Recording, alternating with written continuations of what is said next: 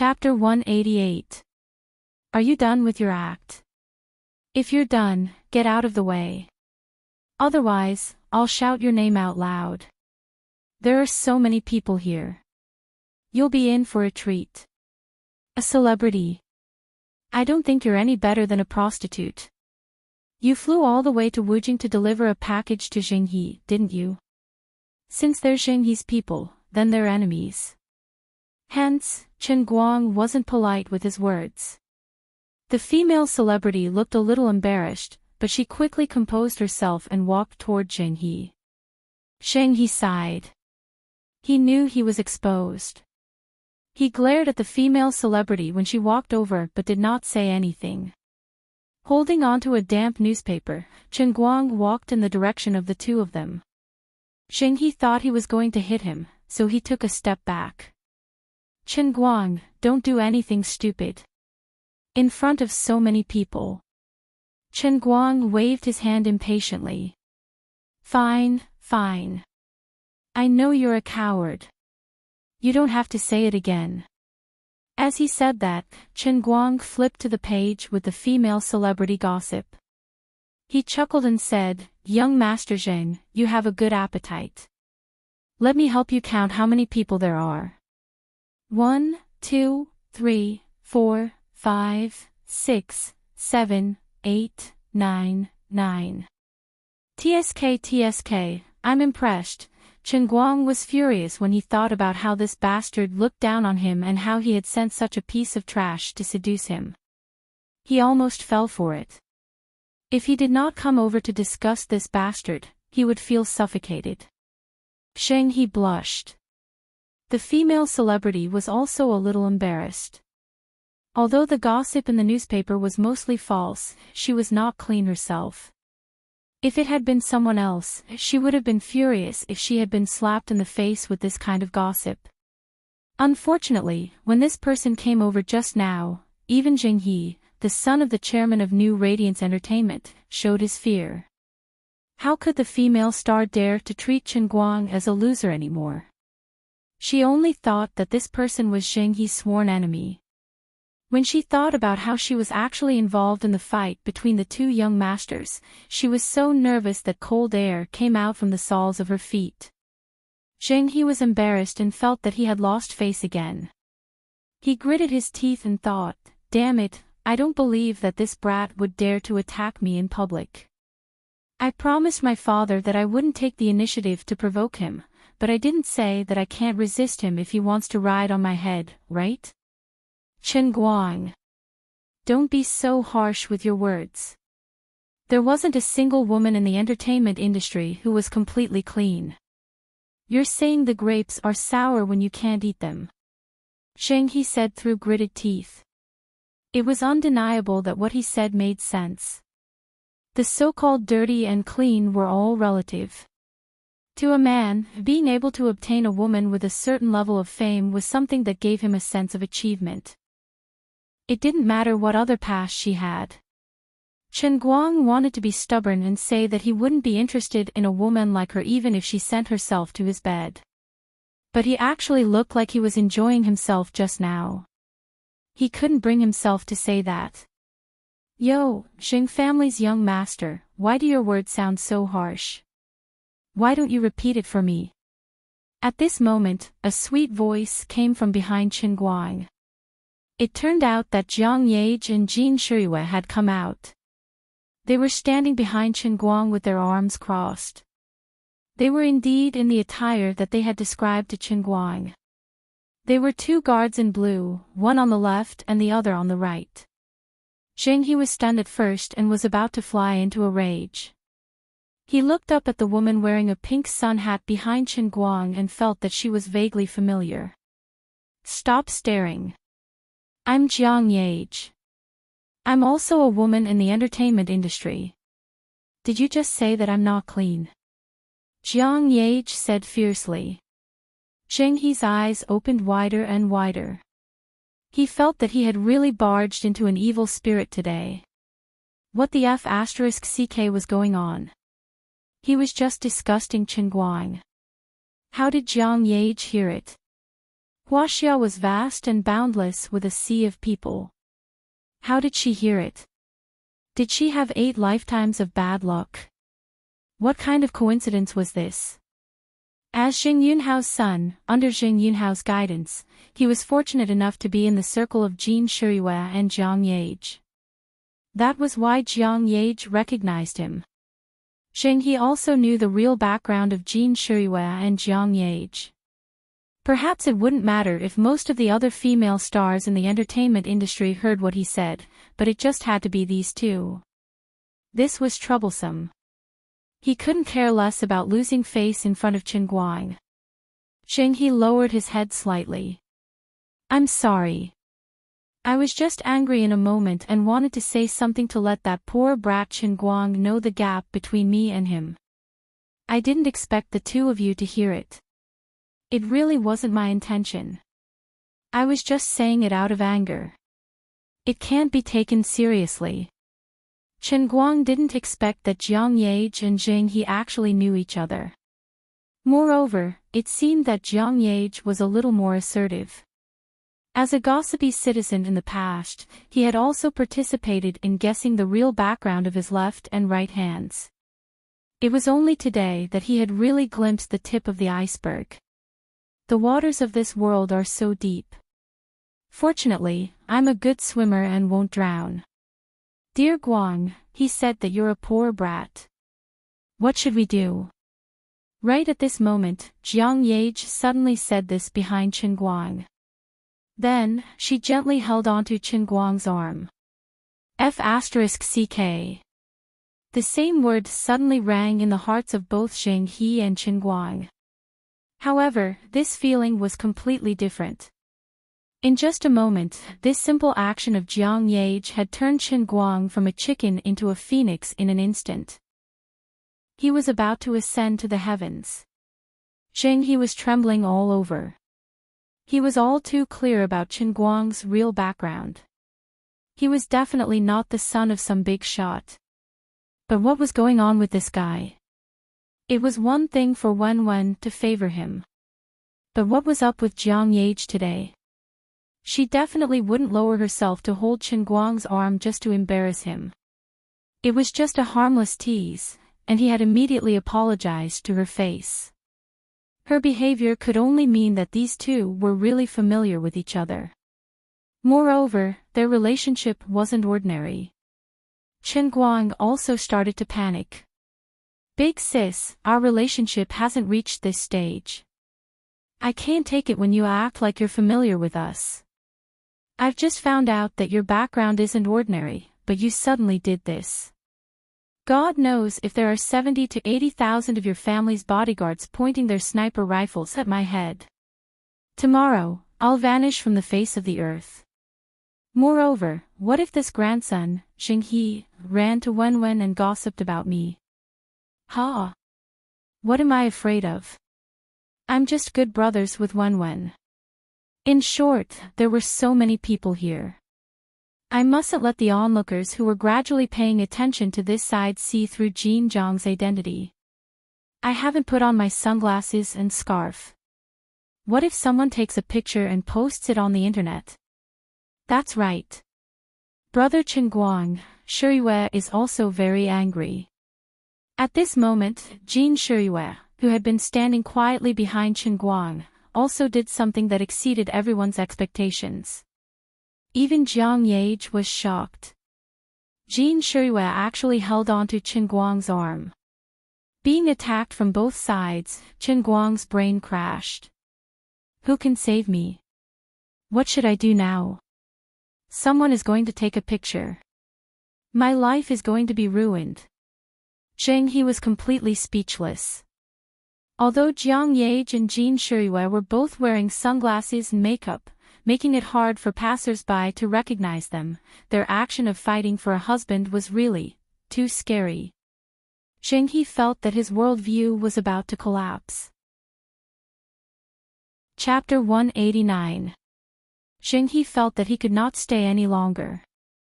Compared to the two women who were holding on to Chen Guang's left and right hands, the little movie star that he was so proud of earlier had become a tragedy. He was clearly the future successor of New Radiance, but he was wearing a pair of worn-out shoes that had been worn out. On the other hand, Chen Guang was wearing 2 pairs of crystal and diamond shoes that everyone could only dream of. "I'm sorry, I'm really sorry. I didn't mean to say that. I still have some matters to attend to, so I'll be leaving first. I'll come back another day to apologize." Zheng He's face was flushed red as he bowed deeply at Jiang Yage before turning to leave. The starlet, who was already pale with fright, bowed deeply at Chen Guang. "I'm sorry, Mr. Chen, I really, scram." Jiang Yage did not let her finish her sentence. "What a joke, my big brother Chen Guang is someone that a fickle woman like you can cozy up to." The starlet shuddered and quickly turned to chase after Zheng He. It was obvious that Zheng He did not want to see her anymore. When she caught up to Zheng He from afar, she was pushed to the ground with a slap. However, she still struggled to get up and continued to follow behind Zheng He. Chen Guang sighed softly in his heart. Actually, this kind of woman was very pitiful. She did not do anything wrong. It was only because Zheng He had lost face because of her that she was treated coldly. Yet, she still had to follow him like a dog, wagging her tail and begging for pity because she could not afford to offend Zheng He. People would only become humble and submissive when they had something to ask for. Only someone like me, who has no desires, can live a free and easy life in this world of materialistic desires, right? Big brother Chen Guang, I have the watch with me. But if you want it, I have a condition. Jiang Yage moved her mouth close to his ear again and whispered softly. Damn it, I failed to act cool. I'm kneeling. Don't dawdle here. Someone is already suspecting your identities. Let's go. Chen Guang calmly pulled his hands out of the arms of the 2 women and took the lead to walk forward. Although the beauty was good, he did not dare to enjoy it. The 2 of them were too famous, and deep in Chen Guang's heart, he really didn't want to have that kind of weird relationship with them. On the internet, there were too many vivid examples of ordinary people mixing with celebrities, and their lives were completely exposed to the spotlight. Chen Guang really didn't want that to happen. Being the underwear Superman for the 2 of them had already made him extremely distressed.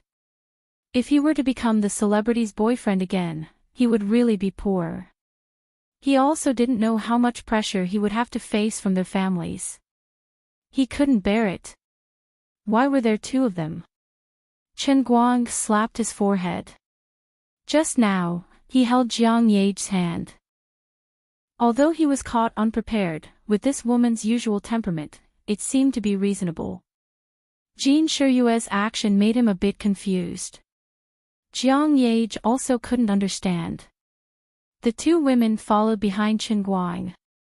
She whispered to Jin Shiyue and asked, Big Sister Shiyue, why were you holding his hand just now? Women were like this.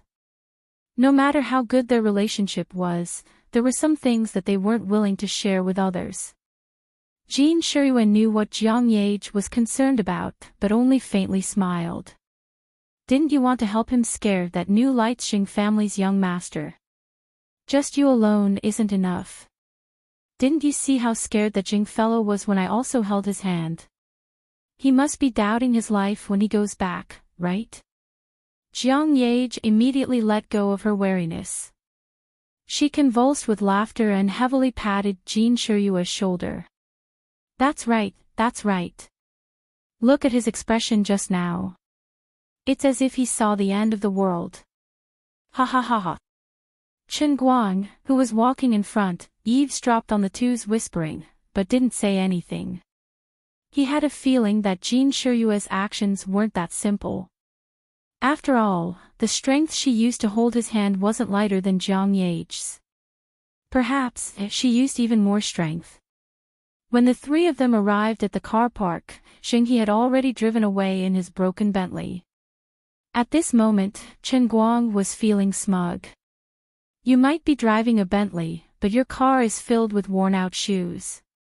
On the other hand, I might be driving a tattered Rena, but my car is more refined than yours. At first, Jiang Yage wanted to sit in the front passenger seat, but Chen Guang wouldn't agree no matter what. The glass sticker next to the front passenger seat wasn't very bright. He was afraid that people would recognize Jiang Yage from the outside, so he chased the two of them to the back seat. Should I send you to the hotel directly to rest? Bringing out his professionalism as a driver, Chen Guang asked out of concern since the two of them had just returned from a long journey, so they definitely needed a good rest. Unexpectedly, both Jiang Yage and Jin Shiriyue shook their heads. Jiang Yage blinked playfully and said, "We almost turned into cocoons on the plane. Why would we go to the hotel? Didn't I say it just now? The watch will definitely be given to brother Chen Guang, but there are conditions." Jin Shiriyue poked Jiang Yage's waist, asking her to restrain herself. Jiang Yage didn't agree. "Sister Shiriyue, don't poke me. We have agreed before that I will be fully responsible for the watch." Jin Shiriyue sighed and didn't say anything more. Chen Guang slapped himself in the face. Damn, the old man is walking further and further away from the path of having no desires. You can't expect me to repay you with my body just for this watch, right? To be honest, I will make a lot of money that way. Resigned to his fate, Chen Guang turned around and put one hand on the back of the driver's seat. "Say it, what do you want? Now that things have come to this, I won't die to save face and suffer. I admit that I am a greedy person. I really like this watch." Jiang Yage saw that he was so serious and was slightly surprised. She looked at him with a burning gaze. "Do you have any difficulties?" Chen Guang shook his head. "Nothing, it's nothing."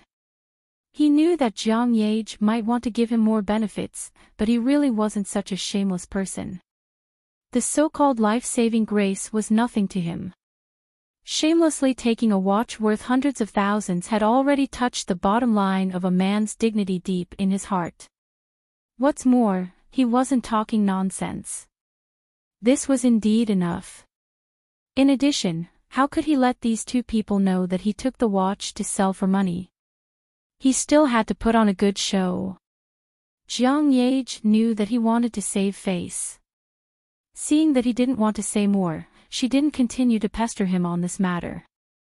Although she was stupid from time to time, she wasn't really stupid. She was willing to take care of Chen Guang's pride. "All right then. Come and take it." After Jiang Yage said that, she took out a watch from her handbag, pulled open her collar, and threw it inside. Then she puffed out her chest and looked at Chen Guang expectantly. Hearing those words, Chen Guang's face turned dark as he inwardly cursed. "If it wasn't for the fact that you're willing to sacrifice yourself to push Jin Shiriyue into my embrace, I wouldn't have a good first impression of you. Otherwise, I wouldn't be able to be friends with you for the rest of my life. You better be more like it." In the end, he couldn't hold it in. This was too much of a bully. Chapter 190. Seeing that Chen Guang was angry, Jin Shiriyue poked Jiang Yage with all her might. Jiang Yage blushed. I accidentally got carried away again." How would they know that Chen Guang's angry look was just a facade? In fact, he was also in a dilemma. Should he take the watch or not? He was not sure if Jiang Yage was serious or just teasing him. After all, this woman had too many bad records. He asked himself. From this angle, Jiang Yage's plump breasts were indeed very attractive. Chen Guang had seen Jiang Yage's dance performance on TV more than once. Although Jiang Yage's left and right hand were not famous for their dance music, that was only because the two women's talents were too comprehensive.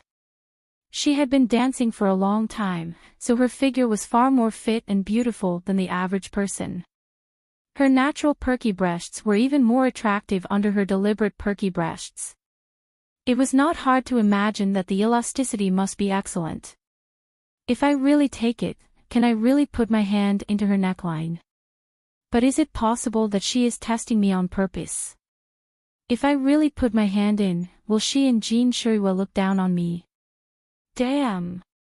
It's very possible. You are so vicious, digging such a big hole for me out of nowhere. Humph. How can a gentleman like me give in so easily? Chen Guang continued to keep a straight face and activated his sage mode. Jiang Yage looked at Chen Guang timidly. She was a little scared. But no one knew what was going on in her mind. She suddenly plucked up her courage and clenched her teeth. Fight! She, who was sitting in the back row, suddenly stretched out her hand and grabbed Chen Guang's hand that was hanging in midair. Then, she stretched it towards her chest. Damn! I'm going to explode. Chen Guang roared in his heart. Take it. Oh my God, I suddenly feel weak. There must be something wrong. Well, it's my moral integrity that is broken. In the blink of an eye, Jiang Yage pulled Chen Guang's hand to her chest. She was also flustered and didn't aim at the right angle, causing her to bump into Chen Guang. The claw deviated by 3 inches and hit one of the peaks, almost flattening it. For a brief moment, Chen Guang was at a loss as to what to do. Jin Shuriwa was also shocked by Jiang Yage's sudden action.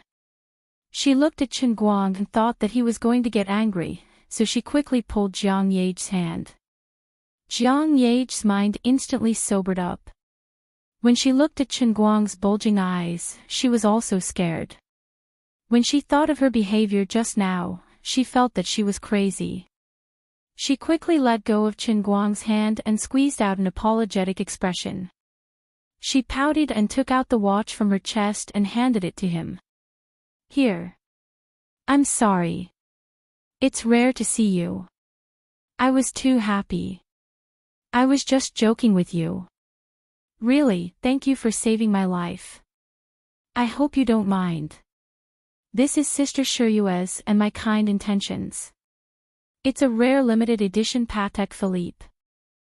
It's not the kind that can be bought online. Patek Philippe finally got his hands on it, but Chen Guang's mood of being stimulated by Jiang Yage just now was gone. Finally, you're here.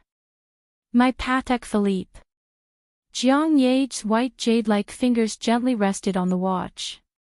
The watch mirror made of natural sapphire was so bright and dazzling under the sunlight. The round and steady dial shone with a silver metallic luster. The hands inside and even every scale on the dial looked so perfect and harmonious. It was simply a work of art that excelled the workmanship of nature. The lines on the crocodile skin strap were so fine and neat, so exquisite that people couldn't bear to touch it. Looking at it quietly, Chen Guang tried to control his breathing and heartbeat. He didn't want to appear so worldly, but this watch was really too important. It was so important that he felt that his heartbeat was about to stop just by looking at it. Jin Shuriwa on the side took on the role of the commentator. This watch was brought back from Geneva by a friend of mine a few days ago. It is said that it is one of the most satisfactory works of Patek Philippe's chief master, Bronte Comet. Of course, it is only a property after all. It is not as precious as life. When you saved our lives, someone took a video. We saw you sprinting against time in the water, and we also thought that giving you this watch is the best way to express our gratitude. It's nothing. It's really nothing. Everything is predestined. For me to appear there at that time, it was also fate, it was fate. Even without me, maybe someone else could have done it. Chen Guang said, but his heart was beating faster. He had checked the price of Patek Philippe on the internet. He thought it was at most 500,000 or 600,000 yuan. But listening to Jiang Yage and Jin Shuriwa, it seemed that 500,000 or 600,000 yuan was not enough to buy this watch. Although he didn't know Bronte Comet, since he was called the chief, the things he made would not be cheaper than those mass-produced by others. Just like the same brush calligraphy, Some people's calligraphy was worth more than 10,000 yuan, while some people's rice paper could only be piled up at home. Well, the more valuable it was, the better. Chen Guang slowly reached out and approached the watch little by little.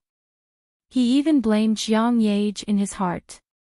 Such a valuable thing, but you put it in your bag casually, instead of putting it in a box. What if it was scratched? At this moment, Jiang Yage's fingers accidentally shook, and the Patek Philippe slipped from her fingers and fell to the ground in front of the three people's stunned eyes. I was scared to death. I was scared to death. Fortunately, there was no damage. Chen Guang carefully put the watch into the box and glared at Jiang Yage. Be careful. Look, after I got the thing, I instantly recovered my domineering attitude. Jiang Yage felt wronged. My skin is too good. I didn't expect it to be so smooth. Did you eat slippery fruit? Chen Guang was ready to start the car and leave. Let me tell you. When I saved the two of you that day, Jin Shiyue had already lost consciousness. You're probably still a little conscious. At that time, I admired you. You actually pushed Jin Shiyue over and you were pushed far away. At that time, I simply admired you and felt that you were a living great man. But now, you have completely destroyed your image of a great man in my heart. Your star image and the light of a saint in my heart have completely collapsed. Ah. There is such a thing. I have no impression at all. Sister Shiyue, don't listen to his nonsense. Jiang Yage looked like she didn't remember at all. Bah bah bah. What image of a saint? I am not so noble. Jin Shiyue trembled slightly. She squeezed out a complicated smile on her face and glanced at Jiang Yage. Yage, Jiang Yage waved her hand like an electric fan. Sister Shiyue, don't look at me like that. I don't believe it myself. Chen Guang, don't talk nonsense. She appeared to be very flustered. Chen Guang didn't expect that after he accidentally said this, it would make the two women so embarrassed. That's true. After all, it's a life. Who can face it calmly? But looking at Jiang Yage's appearance, it seems that she has always remembered it. Jin Shiyue only found out today. Well, I took the initiative to help this deceiving woman repair her image. Forget it, I will help them divert attention. If I knew that you didn't want to let Jin Shiyue know, I wouldn't have let it slip. By the way, since I said that I will agree to your request, say it. Although I have hundreds of thousands of affairs every minute, I have already planned the whole day for you two distinguished guests. The old man has been running the internet for more than 10 years. I have picked up tens of thousands of customers, but there is really no one as distinguished as you two. Chen Guang began to play funny. His mood is indeed very good. He got the watch. Just now, Jiang Yage went crazy and gave him such a good benefit. How can he not be happy? To be honest, it feels good to be friends with her. Not lacking money. Also giving benefits. But, she shouldn't really like me, right? I feel that she is very slutty. This kind of woman, I can take advantage of her, but I must not take her seriously. Celebrities are really deep. But we are not the same kind of people. Don't think of a toad eating swan meat. Jiang Yage and Jin Shiyue immediately diverted their attention. Chapter 191. Then we'll go with the original plan. Jiang Yage's eyes lit up as she asked Jin Shiyue. Jin Shiyue was a little absent-minded. She nodded and said, "That's it. Take us out to play. It's been a long time since the two of us had a good time playing together. You know how tiring it is to be a celebrity. There's no freedom at all." Jiang Yage leaned against the back of the passenger seat and said to Chen Guang. Chen Guang thought that they were probably going to the private club for coffee.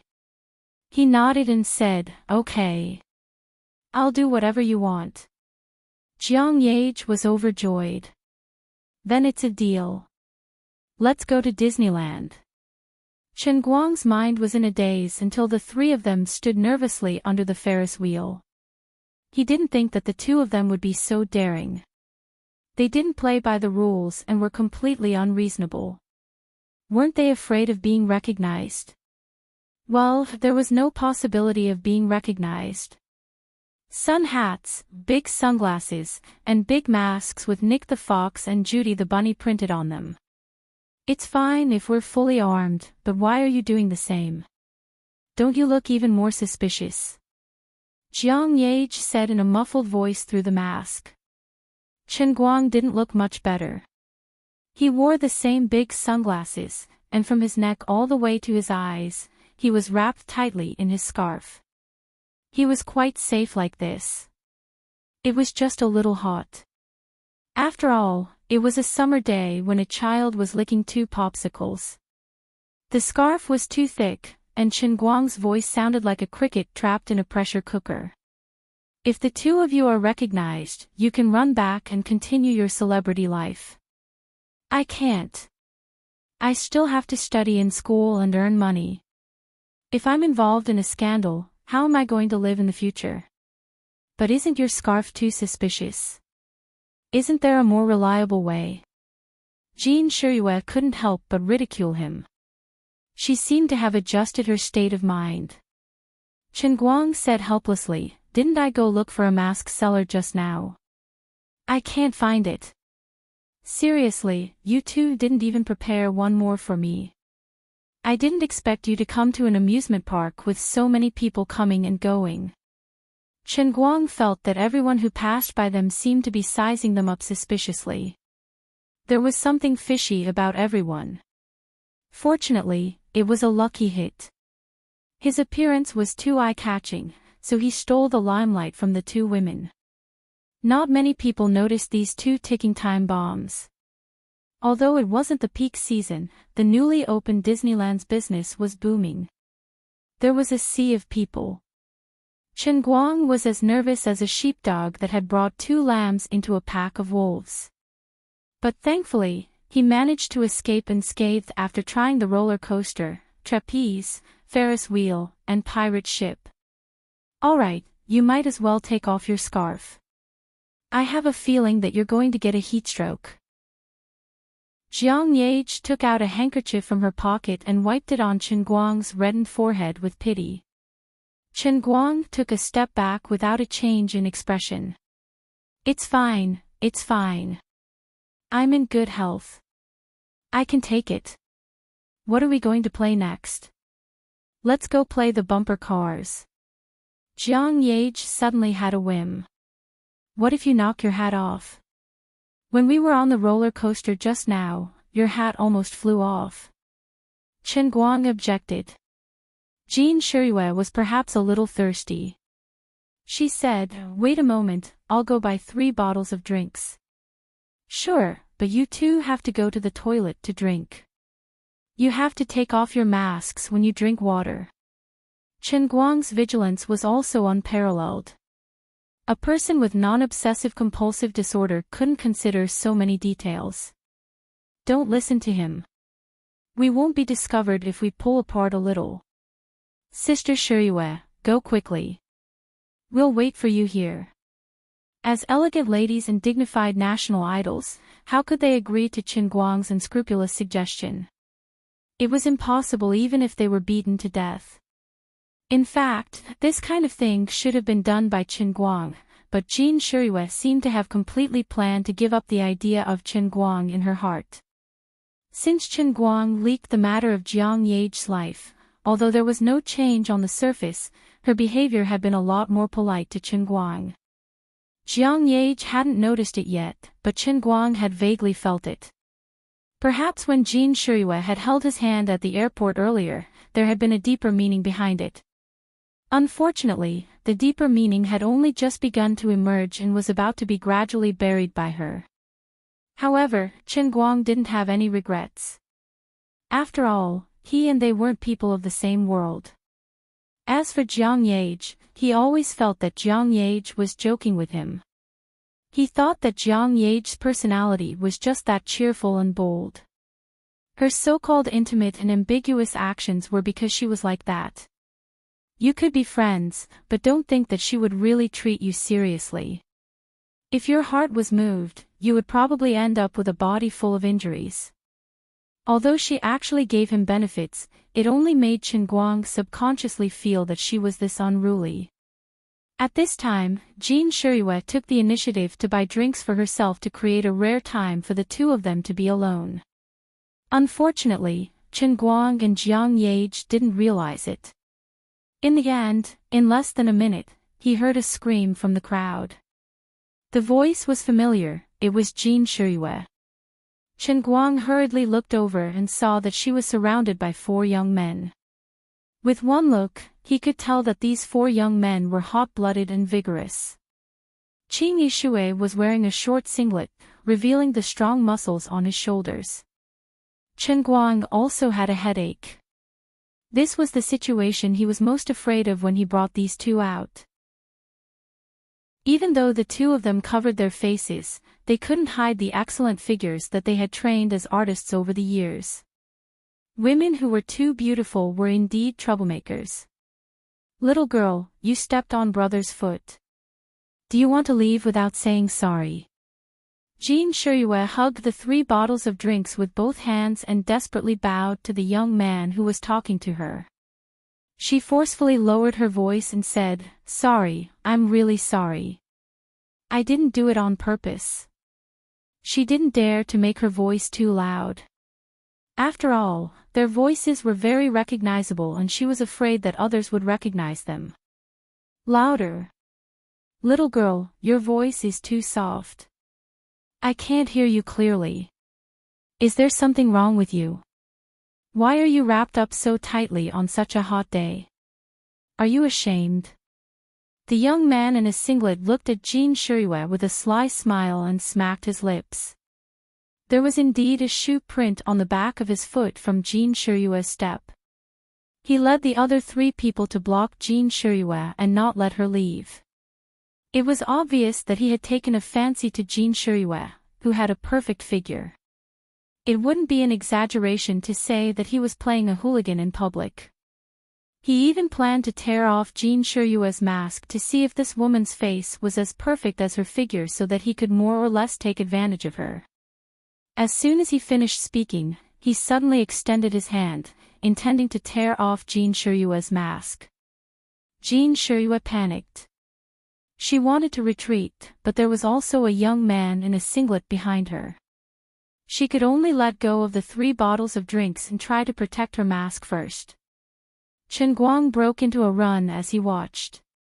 There were already many people looking in Jean Shirue's direction. It would be terrible if she really tore off this bastard's mask in public. Chapter 192. Killing is just a matter of nodding one's head to the ground. Stop. Before he got close, Chen Guang had already shouted at the top of his lungs. The 4 men in tank tops looked towards Chen Guang's direction and saw an even more suspicious scarf-masked man coming towards them. Behind him was a beauty with a mask and sunglasses. Interesting. A man and 2 women sneaking around. What is there to hide from others? Your woman stepped on my foot. How can I, Ruan Jiankai, put my face when you tell me to stop? The most arrogant man in tank top was obviously not going to let it go so easily. That's right. Kid, do you know who Brother Jiankai is? He's a seated fighter in our city's martial arts competition. He's a reputable person. Don't you want your woman to apologize? Since Ruan Jiankai said his name, the other 3 men didn't hide it anymore. One of them said this and blocked Chen Guang.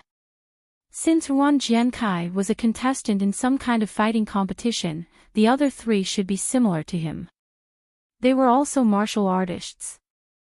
Jean Shirue's heart turned cold. She didn't expect that she accidentally stepped on someone's foot while buying a drink. She didn't expect to provoke someone who learned martial arts. Moreover, the other party's temper was so hard to deal with. What should she do now? Jiang Yage was still a little far away. Hearing this, she frowned and stopped, intending to call someone. F***ck. I don't care if you're Wan Jiankai or a soft-footed shrimp. Scram. I'll beat you to death. Chen Guang was furious. Seeing that something big was about to happen, he was burning with anxiety and his temper flared up.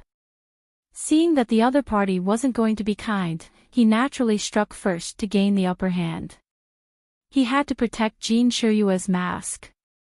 He couldn't let her recognize him. His heavy fist, filled with anger, smashed towards the nose of the man in front of him. No one thought that Chen Guang would take the initiative to attack. His sudden attack caught everyone off guard. The heavy fist, with a violent anger, smashed fiercely on the kid's face. With a muffled sound, the man didn't even have the chance to scream or raise his hand to cover his nose. Instead, he fell to the ground. He was knocked out on the spot by Chen Guang's sudden heavy punch. Jiang Yage, who was about to call for help, was dumbfounded. Her phone fell to the ground with a clatter. There was only one thought in her mind. Oh no! Ruan Jiankai, who was about to grab Jin Shiyue, was also dumbfounded. The young man who blocked Chen Guang was his junior in the dojo. Although his strength wasn't that great, he had been training in combat for half a year. His body was also very sturdy. His coach said that he had quick reflexes and was a good seedling, but he was knocked down in one move. There was no reason for that. Jin Shiyue cupped her hands and covered her eyes. She couldn't bear to look in that direction. Her mind was blank. Someone in the crowd next to her had already screamed. Those who saw the whole thing from the beginning to the end were secretly cursing Chen Guang for being too impulsive. Doesn't this young man know how to talk nicely to others? There are 4 of them, and they are all so sturdy. Something big is going to happen. Sigh, he can't do anything about it. Look at the other 4 young men. They don't look like they can talk nicely. He can't do anything about it, right? Why don't we help him call the police? Why do you care so much about other people's business? Let's go, let's go. Many people around had the same thought at this time, but there were also some brave people who couldn't bear to leave and continued to watch the show. Ruan Jiankai first glared at Jin Shiyue fiercely and said, "I'll come back to deal with you later." Although one of his people was down, Ruan Jiankai didn't particularly care. After all, the young man was a newcomer. His level was relatively low. Perhaps he was caught off guard by the sudden sneak attack. The other 2 people had already moved in the direction of Chen Guang one after the other. Looking at their companion who had fallen on the ground, his eyes were open, but only the whites of his eyes could be seen. His nose was bleeding, and the bridge of his nose was crooked to one side. It seemed that the injury was not light. It was unknown whether it was dislocated or fractured. Tragic, really tragic. The 2 of them were suddenly furious. They were people who had trained hard in the boxing ring and obtained a lot of results, but they were actually knocked down by this young man's sneak attack. How could they tolerate this? Brat! Do you want to die? One of them clenched his fist and came in the direction of Chen Guang. He had learned from the previous person's lesson. Although he looked arrogant on the surface, he had secretly concentrated all his energy and planned to teach this sinister villain a lesson. Chen Guang was silent and continued to move forward. He only stopped when he was in front of this person. Get out of the way. Once he thought of the impact that might be caused if Jin Shiyue's mask was pulled off, Chen Guang's mood couldn't be good. Moreover, it was clearly these few grandsons who were pestering him. Did they really think that he was made of clay? Damn, we all thought that we were the most arrogant, but you're almost as arrogant as the heavens. This person first cursed, then angrily threw a punch, aiming directly at Chen Guang's face. Chen Guang suddenly leaned to the side and tilted his head to the side, narrowly avoiding the opponent's punch. Then, he slightly bent his waist and clenched his right hand into a fist. Suddenly, he punched upwards and hit the opponent's chin. Chen Guang's movements were too fast, and the strength of his fist was too strong.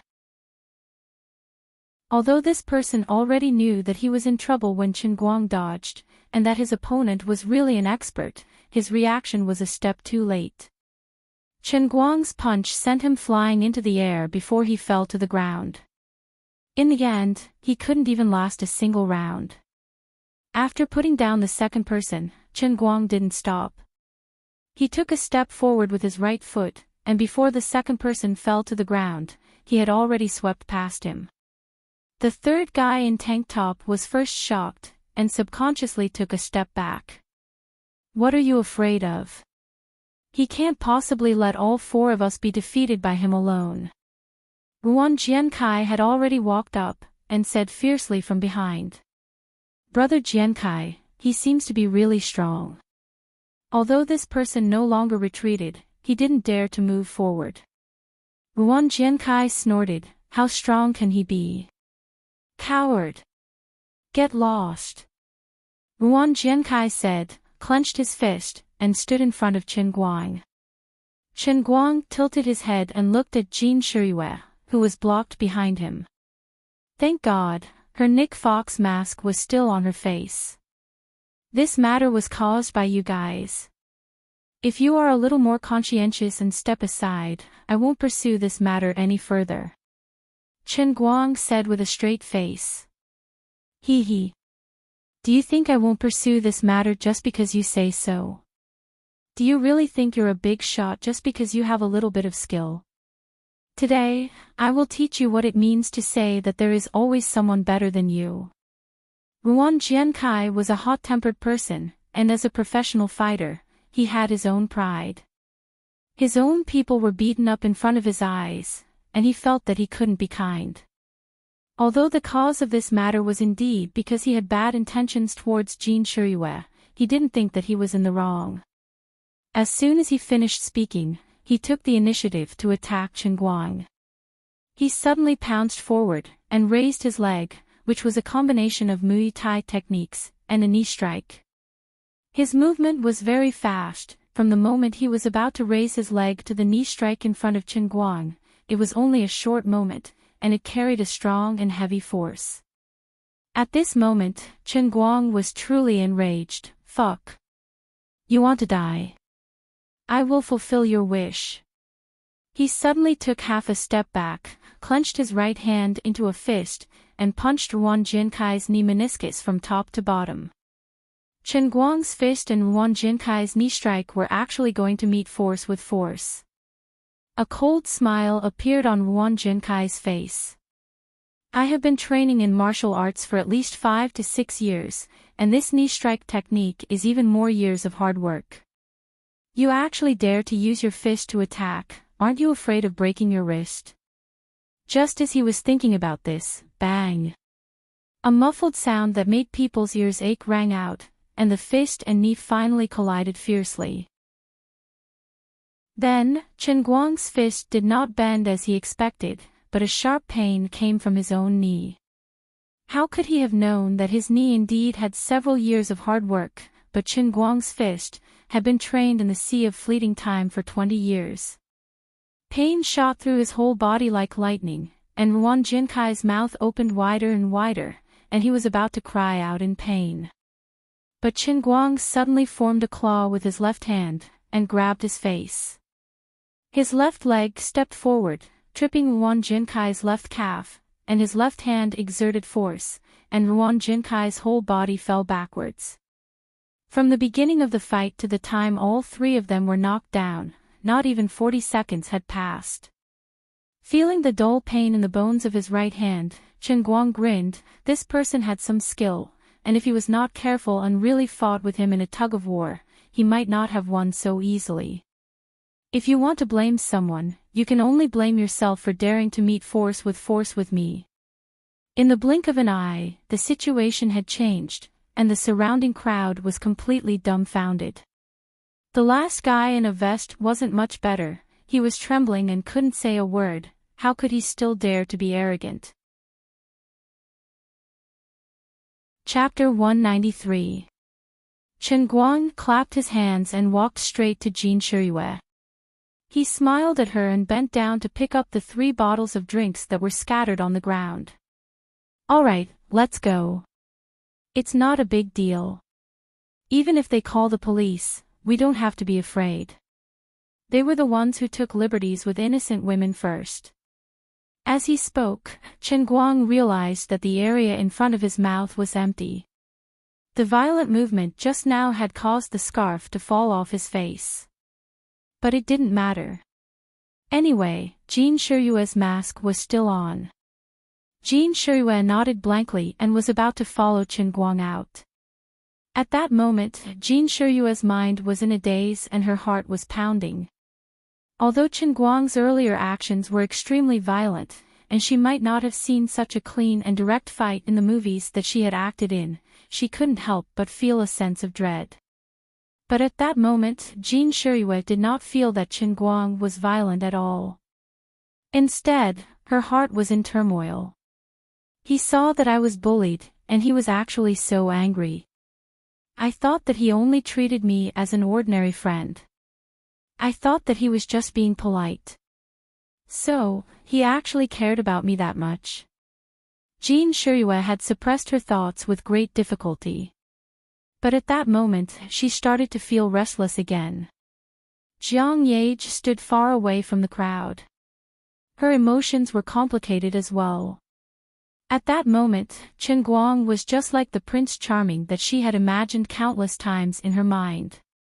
He galloped over, reached out his hand, and saved her from danger. Although he was not saving her, but her good sister, Jin Shiyue, Jiang Yage not only sympathized with him, but also put herself in Jin Shiyue's shoes. This was the second time he had saved us. At that moment, the surrounding crowd suddenly screamed, Jiang Yage. Oh my god. That's Jiang Yage. Holy shit. Chen Guang turned his head to look at Jiang Yage.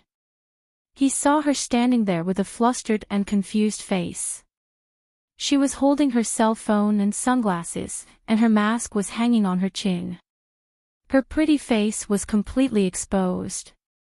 Just now, when she wanted to call for help, she felt that the other party might not be able to hear her clearly through the mask, so she subconsciously took off her mask. Then, the phone slipped out of her hand and fell to the ground. When she bent over to pick it up, her sunglasses fell again. After she picked it up, she only held the sunglasses in her hand and forgot to put them back on. Heaven and earth. Chen Guang was about to cry. You're playing with me. I exhausted all my energy, went through untold hardships, and didn't hesitate to use a heavy hand to beat these 4 grandchildren until they couldn't get up and kept howling in pain. Wasn't I afraid that Jin Shiyue's mask would be pulled off and exposed? I finally managed to do it without any mishaps, but your level of self-destruction is too much. At that critical moment, Chen Guang cursed Jiang Yage, that stupid woman's IQ, in his heart. At the same time, he quickly pulled up his scarf and wrapped it around his face. Don't say anything, just hide my face first. There were already people taking out their cell phones. Chen Guang felt that he had to carry an electromagnetic interference device with him in the future. Why did he always end up in a situation where he couldn't let others take pictures of him? Ruan Jiankai, who was lying on the ground, and the 4th guy in a tank top who hadn't been beaten up yet were also frightened. Everyone knew that Jiang Yage and Jin Shiyue were inseparable. If the person standing there was Jiang Yage, then the person he had surrounded and tried to flirt with just now would have been Jin Shiyue. At that moment, Ruan Jinkai's heart was on the verge of collapse. If he had known that the woman in front of him was a national idol, he wouldn't have dared to flirt with her like that. He would have turned into a fanatical fan and desperately tried to get an autograph or a photo with her. As the first person screamed, countless people's eyes turned to Jiang Yage, who was stunned by the sudden change. Chen Guang wasn't any better than Jiang Yage. His brain had completely shut down, and he felt like the end of the world was coming.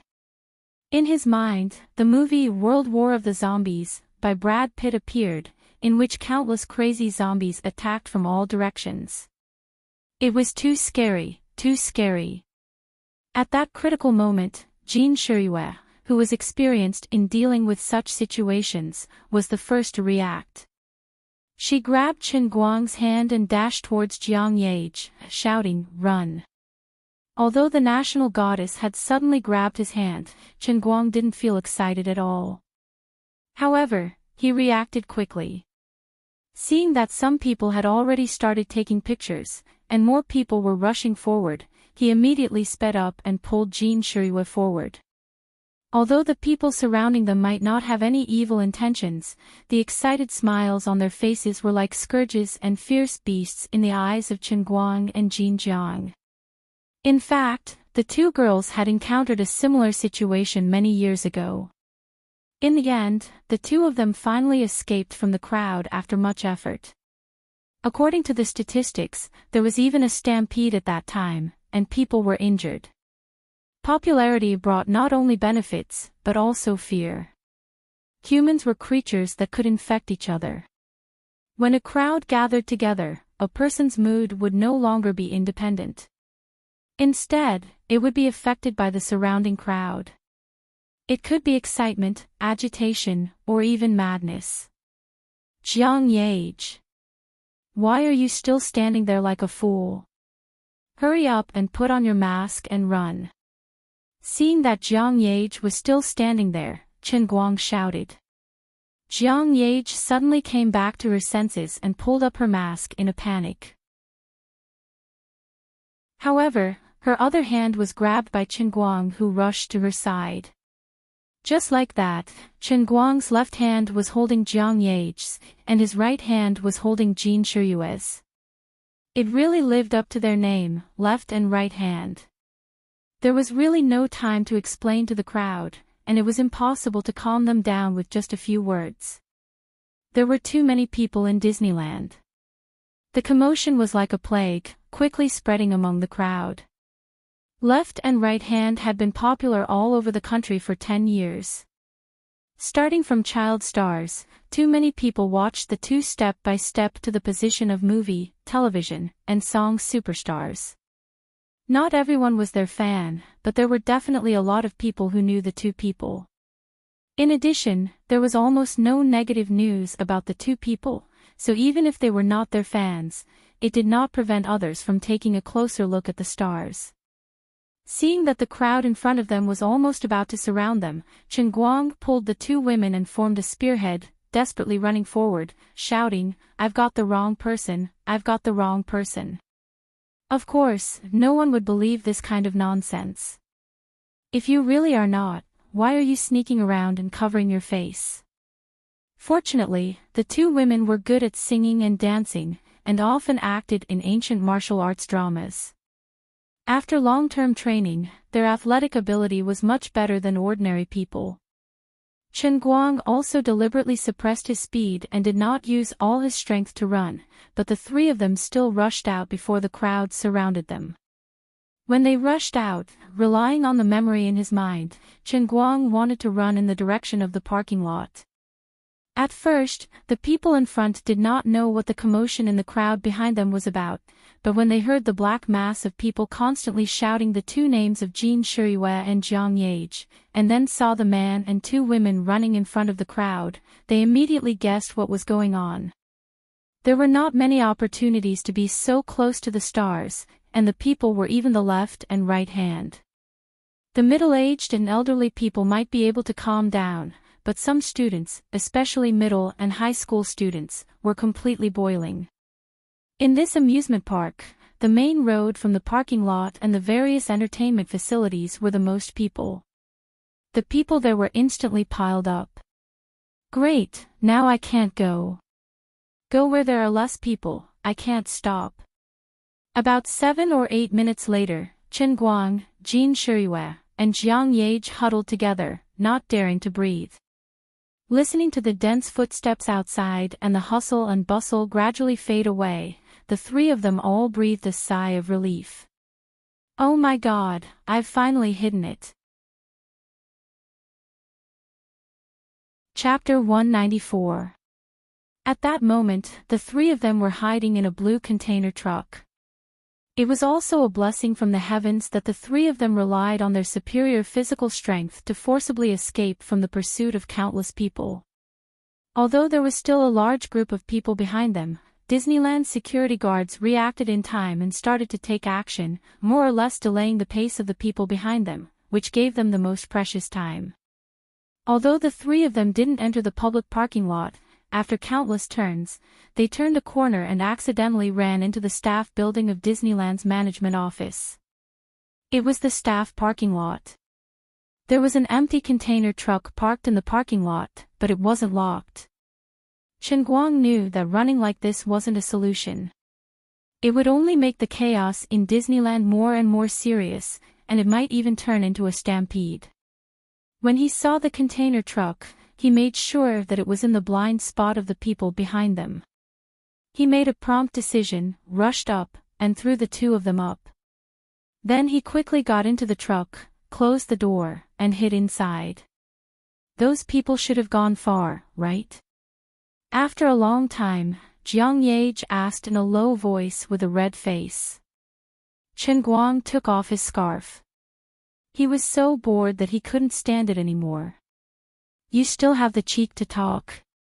Can you be any worse? Why are you wearing a mask? You even took off your sunglasses. Even if you had kept your sunglasses, it would have been better. Your ability to screw over your teammates is truly unprecedented. Jiang Yage was so embarrassed that she explained the situation in a low voice with a red face. Chen Guang wanted to kick her to death. You really can't do anything right, but you always spoil things. Jin Shiyue didn't say anything from the beginning to the end, because until now, Chen Guang was still holding her hand tightly. Since she was a child, she had never held hands with anyone for such a long time, even when she was acting. Chen Guang was exerting his strength, since he was exhausted from running earlier. Hence, the temperature of his palms was high, which made Jin Shiyue feel warm in her heart and hands. On the other side, Jiang Yage was not unhappy at all after being taught a lesson by Chen Guang. Instead, she felt surprised. In the past, no one had dared to teach her like this. Even her peers who were of the same status as her all acted like gentlemen in front of her, not to mention those who wanted to flatter her. Among the boys of Chen Guang's age, there were quite a number of them who were fans of the two of them. There were a large number of them who were chasing after them just now. If those people saw her, they would be so nervous that they would be breathless. Jiang Yage felt very strange. Brother Chen Guang was also an ordinary college student. Why was he so different from others? No wonder I fell in love with him so easily from the beginning and was so determined to devote myself to him. He's really special. If Chen Guang knew what Jiang Yage was thinking, old Master Guang would probably just want to howl to the heavens. I used to have a very high and unattainable attitude towards you. Alright, you destroyed your own image in front of me. Your idol image in my heart has long been shattered into pieces. At this moment, the door of the container truck shook violently. The three of them were stunned. What's going on? Gotcha, gotcha, gotcha sounds came from outside again. The three of them looked at each other in confusion. The container truck was locked from the outside. It can't be so coincidental. We've only been hiding for a few minutes, and the driver is already back. Alright, actually, a few minutes was really a long time. Chen Guang stood up and ran to the door of the container truck. He peeked through the gap and saw that there was no one outside. What do we do now? Jin Shiyue's hand was finally released by Chen Guang. Her heart felt empty, but she quickly calmed down and got up to ask. Jiang Yage moved to Chen Guang's side and pretended to push the door open. Chen Guang stopped her. Don't. It should be the driver who locked the door. Before he finished speaking, the truck started. Chen Guang pulled the two of them to a corner and sat down together before continuing, "Aren't we worried about not being able to get out of the amusement park? Isn't it better to take this truck? If we knock now, what if someone sees us when we go out? After all, our clothes and the combination of one man and two women have been recorded." The two girls nodded in unison, feeling that what Chen Guang said made sense. Do you see the hole in the top of the container? It can be ventilated. Although it's a little hot inside, it won't suffocate. It's stable, anyway, it's safe. When he gets out of the amusement park, we can go and knock on the back window. He can hear the sound.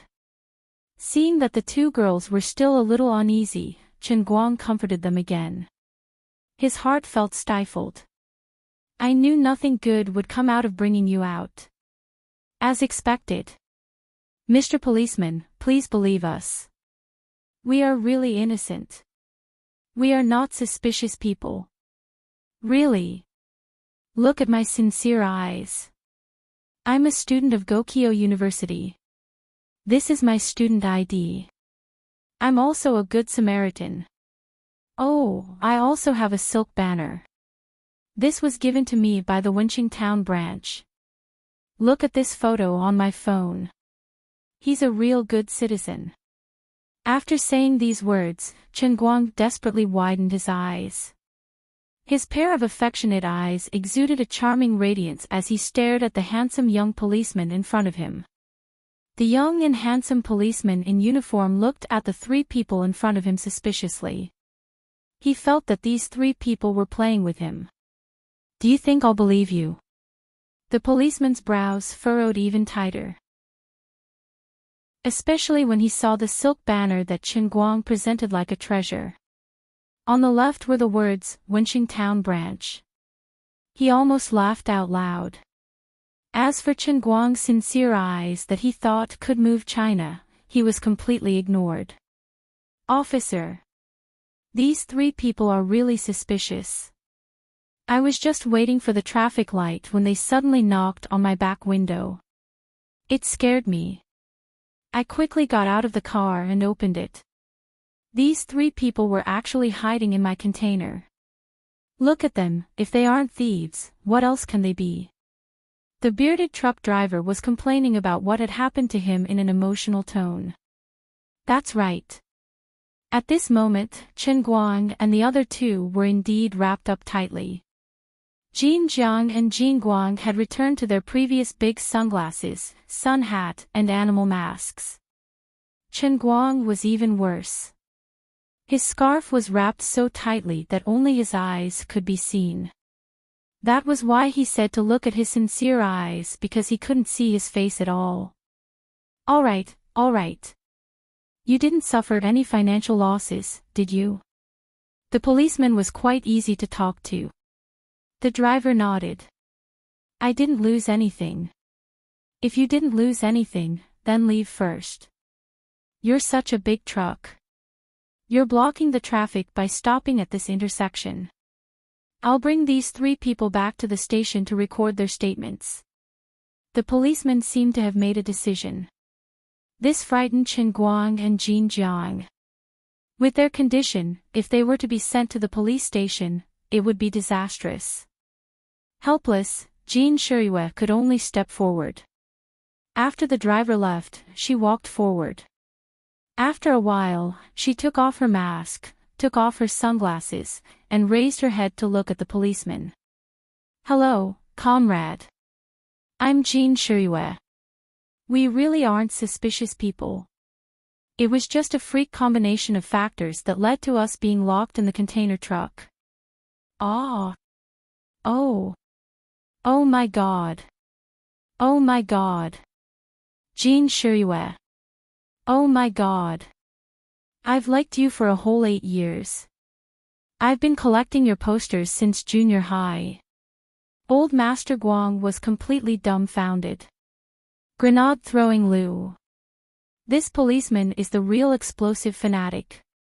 Can your level get any lower? Can your voice be any louder? I feel embarrassed for Wu Tong. She's actually in the same team as a scammer like you. Chapter 195. Run. No explanation. Without hesitation, Chen Guang quickly asked Jean Shirue to put on a mask and ran away. Chen Guang pulled the two of them and ran 2 steps away. The policeman, who was on the verge of breaking down, squatted on the ground and cried. Damn, he's really a loyal fan. I can understand you a little. If I saw Ronaldo when I was in junior high, I probably wouldn't be any better. But now I'm a victim. Police comrade. Look at your uniform. Can you not add to the mess? You have to live up to your profession. Chen Guang threw out such a sentence from afar, but he had already run 20 to 30 meters away with the 2 girls. Fortunately, the crowd on the street wasn't that dense. In addition, Chen Guang's reaction was fast enough. Although many people looked suspiciously at the policeman who was crying on the ground, they didn't chase after him. Even the police were beaten to tears. How ferocious must this man and 2 women be? Don't be a busybody. The 3 of them sprinted all the way. When they passed by a clothing store, they went in. They didn't say anything else. Let's change first. We still have to go back to the amusement park to drive the car away. The 2 women, Jean and Jiang, also had quite a lot of cash on them. Although they looked suspicious, they were generous and did not haggle over the price at all. After a bit of picking and choosing, they let Chen Guang take the clothes to the counter and pay for them. He immediately changed into the clothes he was wearing. The people in the clothing store were making money, so they did not ask much. Needless to say, these 2 women were simply natural clothes hangers. They casually picked out clothes, and they looked graceful and beautiful when they wore them. Then the question was, why the hell were there no men's clothing stores along the way? Women's money was so easy to earn. Gender discrimination, I protest. I won't change my clothes, Chen Guang bit the bullet and said. But your scarf is also very conspicuous, and your Hawaiian suit is even more conspicuous. You will definitely be recognized. Our tracks have been exposed just now. If there are paparazzi with a keen sense of smell, they might be rushing over at this time. Jean Shirue said with some worry. Jiang Yage giggled. That's right.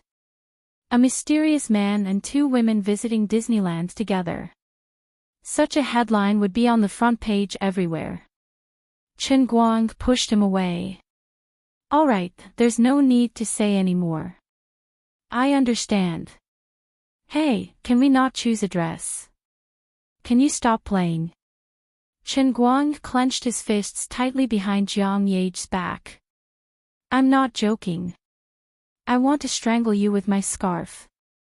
Shirue is still the most considerate. At least she chose something more neutral for me, but isn't this a little too small? Pfft. Fine, I haven't bought any clothes yet, so I have to fork out some money first. After all, Chen Guang was 1.8 meters tall. He didn't look strong on the outside, but his body was full of muscles. He had a good figure, but now it had become a problem. He couldn't fit into his neutral business attire. In the end, he still found something suitable for him. That's right, it was a maternity dress. Thankfully, it wasn't pink. It was a beautiful ocean blue. What the hell is this lace at the collar? I object. Oh, do you have any lace ones over there? But it's either pink or with red cherries. Do as you see fit. Jiang Yage looked at Chen Guang's appearance. If it wasn't for the fact that she didn't dare to make too much noise, she wouldn't have been able to hold it in. Chen Guang secretly made up his mind.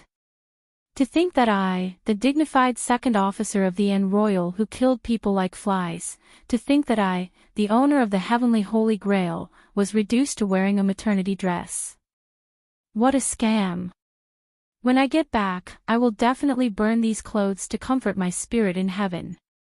By the way, you have to change out of this dress later. I bought it based on my height. You can use it in the future. Don't waste it, Jiang Yage suddenly added. Chen Guang slapped himself hard on the face. He couldn't live anymore. Why didn't he just get rid of the evidence? The three of them returned to the parking lot with trepidation. Like thieves, they ran in the direction of Chen Guang's little rundown arena. They had just gotten into the car. When Chen Guang was about to take off his clothes, a Volkswagen Golf stopped beside him. Jiang Yage reacted quickly. She glanced over and saw a guy wearing a cap. He got out of the car with an SLR cannon in his hand. Paparazzi. Jiang Yage lowered her voice and reminded him. Chen Guang was about to take off his clothes. When he heard the voice, he was almost scared out of his wits.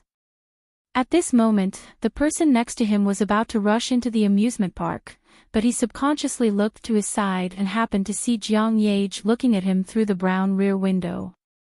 Oh my God! The veteran paparazzi who came to inquire about the situation jumped back in fright. He reflexively raised his SLR cannon. His professionalism was really high. On the other side, Chen Guang's face turned green with fright. Why the hell did he change into a maternity dress? Just run. He activated his racing god special skill. He slammed down on the accelerator. The tachometer went straight to 5,000 RPM. The little rundown Rena sped out with its tires on fire, leaving behind a cloud of thick, choking smoke. The paparazzi was very professional. Chen Guang's racing sense was not bad either. The paparazzi with the cap had only raised his SLR cannon halfway. He could only squint at the cars but from the smoke. Chase! Fortunately, the parking lot where they were was paid by hand. There were no railings at the entrance. Chen Guang rushed out directly. Otherwise, he would have crashed into the railings. What the hell is going on today? It's more exciting than fighting a war. Whoever becomes your man in the future, unless he is a famous person, who can stand it? Chen Guang sighed and let out a sigh of relief. He was really on the verge of breaking down. What he said was true, but it made Jean Yage and Jiang Yage's expressions dim. These two girls were in their prime, but they never thought about the relationship between a man and a woman. First, they didn't meet someone they liked. Second, it was because of this. At this moment, Chen Guang just let out a sigh of relief. From the corner of his eye, he saw the white Golf rushing out of the parking lot from the rearview mirror. As a top paparazzi, oh no, an entertainment reporter, he was so close to the headlines. How could he let go of the opportunity to soar into the sky? If he didn't get some real photos, he swore not to give up.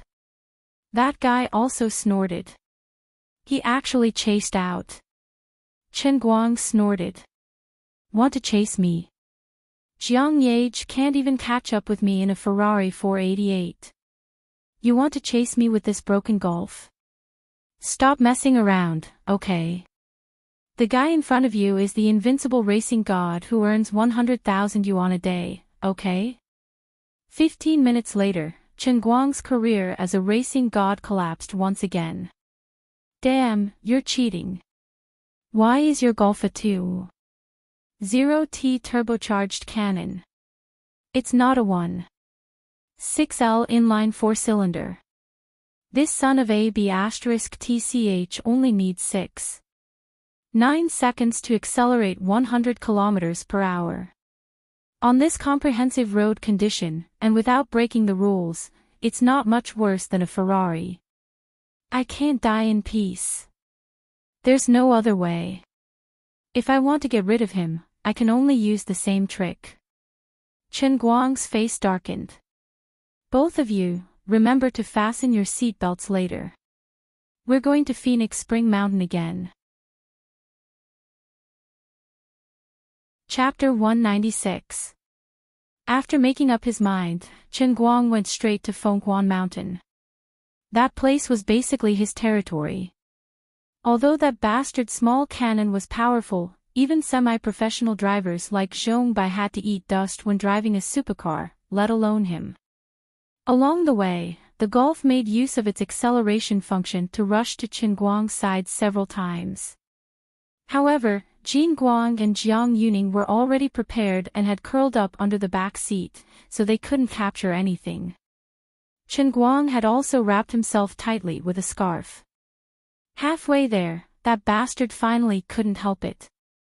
Taking advantage of a red light, he got out of the car and wanted to rush directly to the window to take pictures.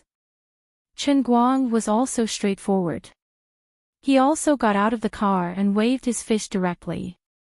The two sides fought for less than 5 seconds. How could a mere paparazzi be a match for Master Guang? He immediately fell to the ground. Chen Guang was planning to give him a ruthless beating so that this bastard would completely lose his ability to move, but the traffic police not far away were already rushing over here. There were still 2 large time bombs in the car. Chen Guang had no choice but to let the police call him over for questioning. He simply threw this bastard aside and went back to the car. The red light just turned green, and he decisively left. The paparazzi with a cap was beaten up, and his whole body was bruised. But in this line of work, he had been beaten up more than once or twice, and it was not very shameful. He was still in a hurry to chase after people, so he quickly got into the car and only threw a sentence to the traffic police who had just arrived. It's okay, it's okay. It's just a joke between friends. Thank you, comrade police. Since then, this man didn't dare to get out of the car again. He still stuck close to the side during the race, but he shrank far away at the traffic lights. Chen Guang was also helpless. If they really raced, even if there was a huge difference in the performance of the 2 cars, it would not be difficult to get rid of him. But he really didn't want to violate the rules and cause a storm for no reason. Along the way, he finally drove to the Fenghuan Mountain racetrack. The paparazzi who had been following behind saw such a remote road and hesitated a little. He was a little afraid. The brief confrontation just now made him realize that the driver in the car in front of him was really good at fighting. Not to mention that he was the only one today, he was afraid that even several other colleagues from the magazine might not be able to beat him. Could it be that the other party wanted to find a place where no one was around to beat him up, and then smash his camera, phone, driving recorder, and other things into pieces? However, he didn't hesitate for long. It would only take a few seconds. If he could get a substantial piece of material on his left and right hand, the benefits he would gain would probably be in the millions. The benefits were already high enough to drive people crazy, so he dared to risk his life. Apart from that, he had already attached several special hidden pinhole cameras to his body. Even if he was really beaten up, as long as he kept any one of these hidden cameras, today's fight would not be considered a waste. Are we going to accelerate? Jiang Yage asked. She was looking forward to it. The last time she followed behind Chen Guang, she felt that his driving skills were amazing. Now that she had the chance to be in the same car with him and see his godly skills with her own eyes, although she didn't race, it didn't stop her from worshipping him. Jean Shiyue was a little nervous. She squeezed Jiang Yage's hand tightly and whispered, "Brother Chen Guang, be careful too. Don't let anything happen. I've already called Sister Zhou. She's rushing over here with her people. When Sister Zhou arrives, she'll be able to deal with the paparazzi." Chen Guang chuckled. "Don't worry, Shiyue. I'm not bragging, but he can't even catch up to an Alto, let alone me driving a Rena.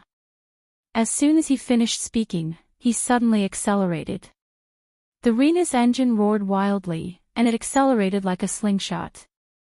It made a U-turn in front, and the car dragged thick smoke behind it as it swung out in a perfect arc. It was a beautiful, textbook drift. The paparazzi who had been following behind was stunned. Who the F***ck was this guy? He was good at fighting, and he was so reckless when it came to racing. Was he a special agent from 007? I can't accept this. My 1 million yuan. The paparazzi's eyes were red, and he also sped up to catch up. Unfortunately, he didn't know how to drift, and he didn't have the guts to race on a dangerous track like Phoenix Spring Mountain. It took him a lot of effort to decelerate and make the turn, but Chen Guang's Rena had already entered another S-shaped turn. They were less than 100 meters apart just a moment ago, but this short U-turn had widened the gap to more than 400 meters. The Rena was like a loach, drifting twice and rushing out of the S-shaped curve. The poor young man slammed the steering wheel and cursed, F***ck. He's crazy. He still didn't give up, even though the gap had widened again. Chen Guang had lost his temper. He didn't care how desperate the young man behind him was. As long as they were on Phoenix Spring Mountain, he wouldn't drive properly. He rushed all the way, and he encountered a familiar car on the way. He couldn't remember the license plate number, but Chen Guang had an impression of the car model. It was the white magically modified GTR that he had personally driven in the driving god training class. The young man named Wang Qing had a good feeling about it at that time. He was more talented than Zhong Bai when it came to racing. He wasn't like other rich second-generation heirs who raced just for fun or to pick up girls. He really liked racing and enjoyed the extreme speed of sprinting. Chen Guang didn't expect to see him stopping by the side of the road at this time. However, he still had a big tail hanging behind him, and he wasn't in the mood to catch up with him. Chen Guang didn't slow down and whizzed past the white GTR. Wang Qing was leaning against the driver's seat with his eyes closed, thinking about the feeling of racing all the way here. He heard the roar of the engine behind him, and it was a little awkward. It didn't sound like the state of a normal sports car, but more like the overload of a normal car's engine. He opened his eyes and saw a silver Hyundai Rena racing madly along the mountain road. Wang Qing frowned slightly. Like Zhong Bai, he also regarded this track as his family's forbidden land. He was about to stop this reckless guy when he suddenly remembered something. Zhong Bai had once told him that Brother Racing God's car was a silver Hyundai. Could it be Brother Racing God? Just as he was feeling bewildered, Chen Guang had already charged past his car and executed another standard drift. It was smooth and natural, without the slightest hint of sluggishness. When the car's wheels reached the side, it was so fast that half of the car was thrown off the track, but it was pulled back just in time. Wang Qing sat up straight. F***ck. It's really Brother Racing God. What is he doing here? Chase. He had been practicing his driving skills here for the past few days, and his progress was remarkable. However, how could it be easy to learn Racing God's driving skills? There were still a lot of things in his mind that he couldn't figure out. Now that he had seen the person in front of him, how could he calm down? Chapter 197. By the time Wang Qing turned a corner, Chen Guang was already farther away. As expected of Brother Racing God, Wang Qing's fighting spirit soared, and he sped up to catch up. Unfortunately, when Chen Guang first ran this mountain track, Zhong Bai and the others had to eat dust. Now that he had been running for a whole day, Chen Guang was even more familiar with the road. He could even run with his eyes closed. Even though he was driving a small Renault, his average speed was still above 115 km/h. Even though Wang Qing's driving skills had improved a lot, he could only barely break the 100 km/h mark. The difference between him and Chen Guang's 115 km/h was huge. It was only after Chen Guang was certain that the paparazzi would be left behind that the small Renault could no longer hold on, and it slowed down to run 80 km/h before Wang Qing finally caught up. The Fengquan mountain track was a unique track. Chen Guang only let the white GTR follow behind him, and he didn't park it by the side of the road. He drove out of the track, turned into a dirt road, and then made a turn to hide behind the woods. After he was sure that the Golf wouldn't be able to find him, Chen Guang stopped the car. He knew that the young man behind him had been following him, and he definitely wanted to talk to him. He quickly took off the maternity clothes and changed into the orange juice-flavored Hawaiian suit.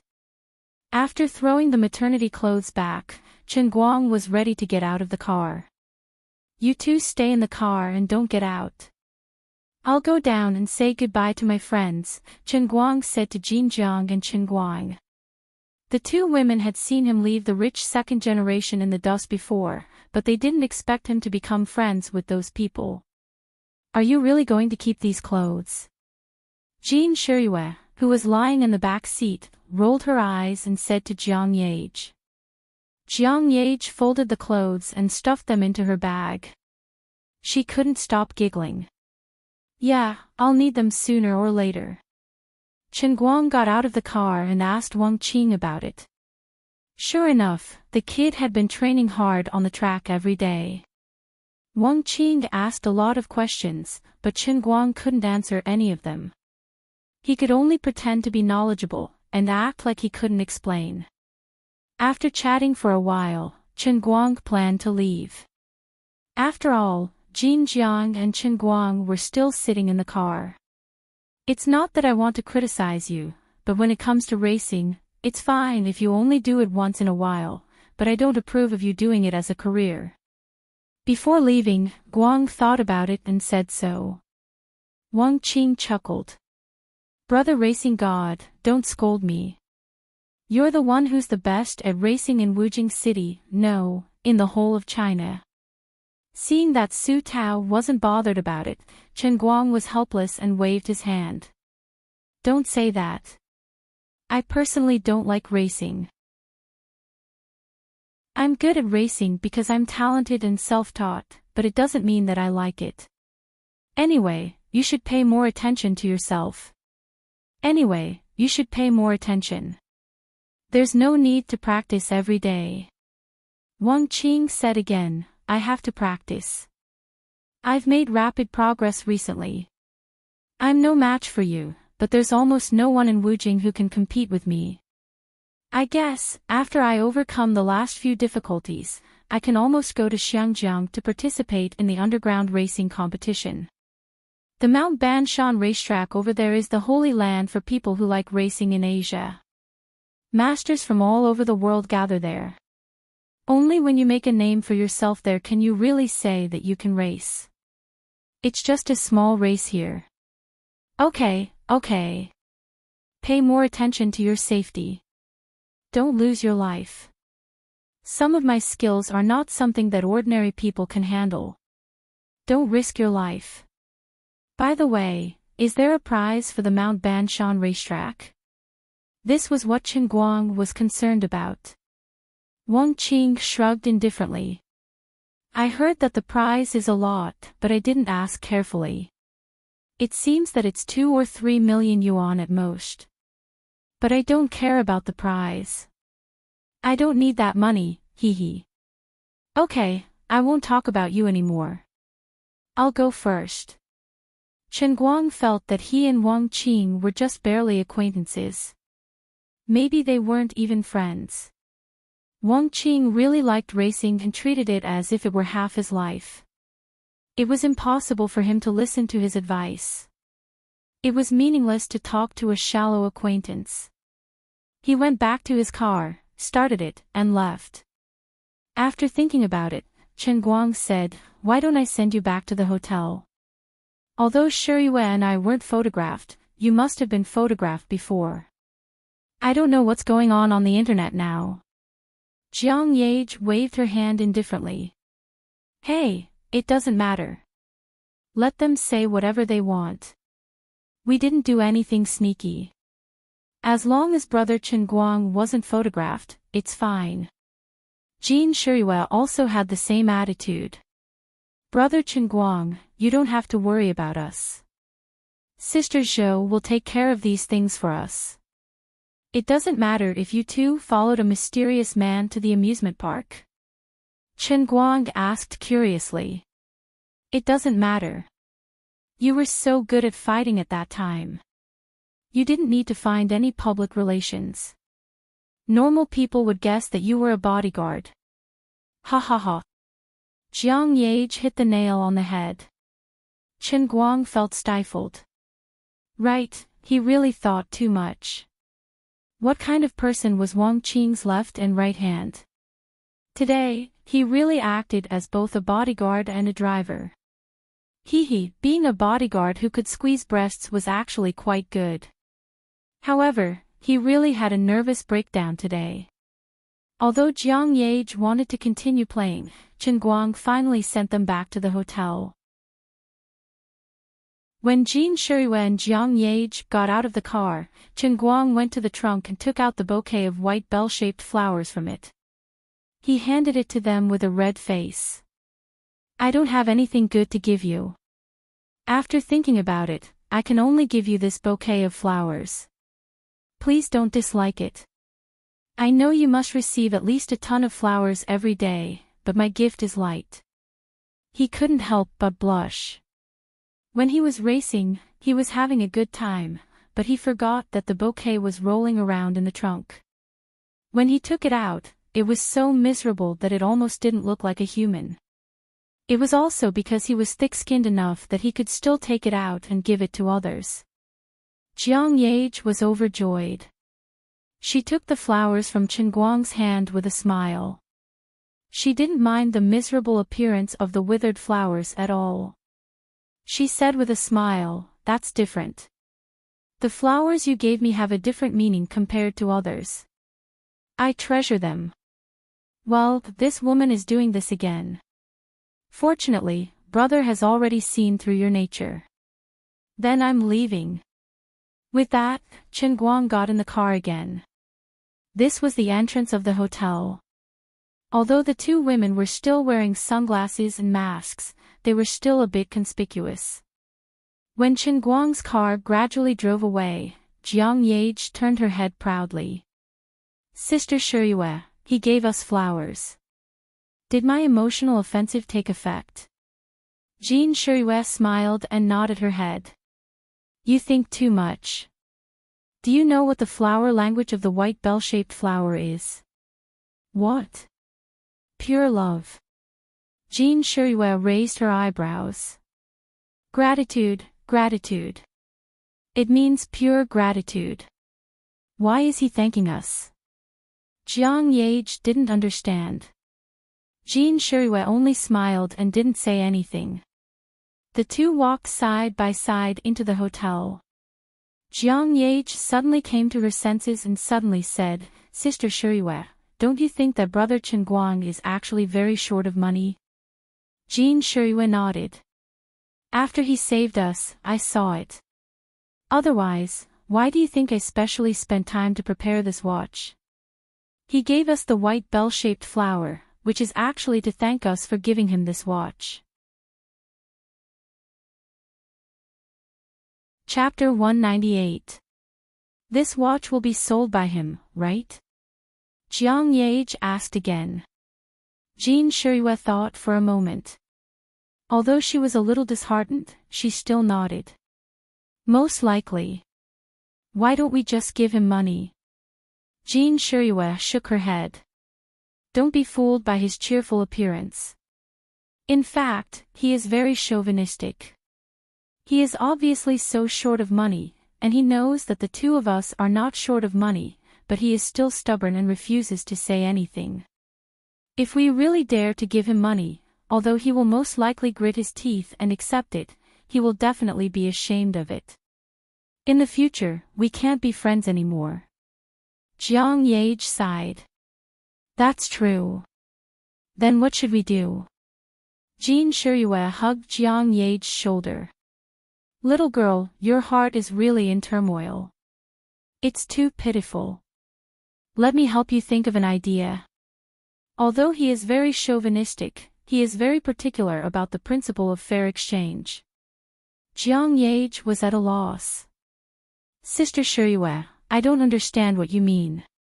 Jin Shiyue explained.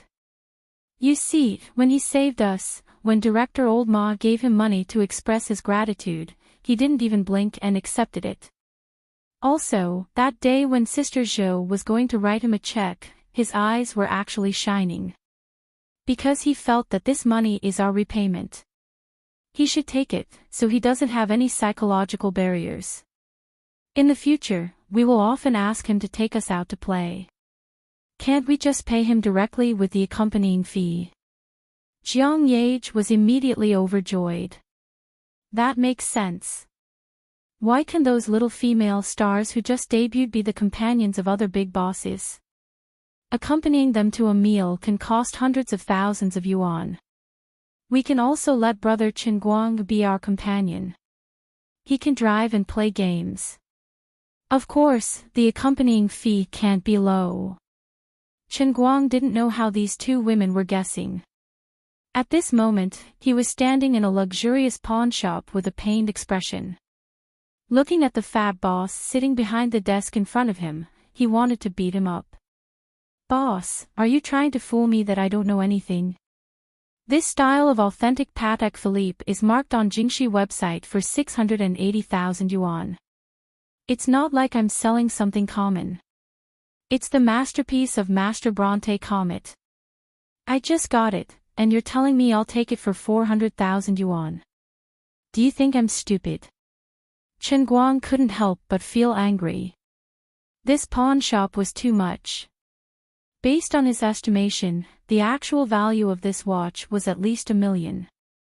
If the pawn shop was willing to offer 700,000, he might have agreed. However, the other party's price was too high. The fat shopkeeper shifted his body and took out a magnifying glass to examine the watch. He was delighted to find Bronte Comet's miniature signature on it.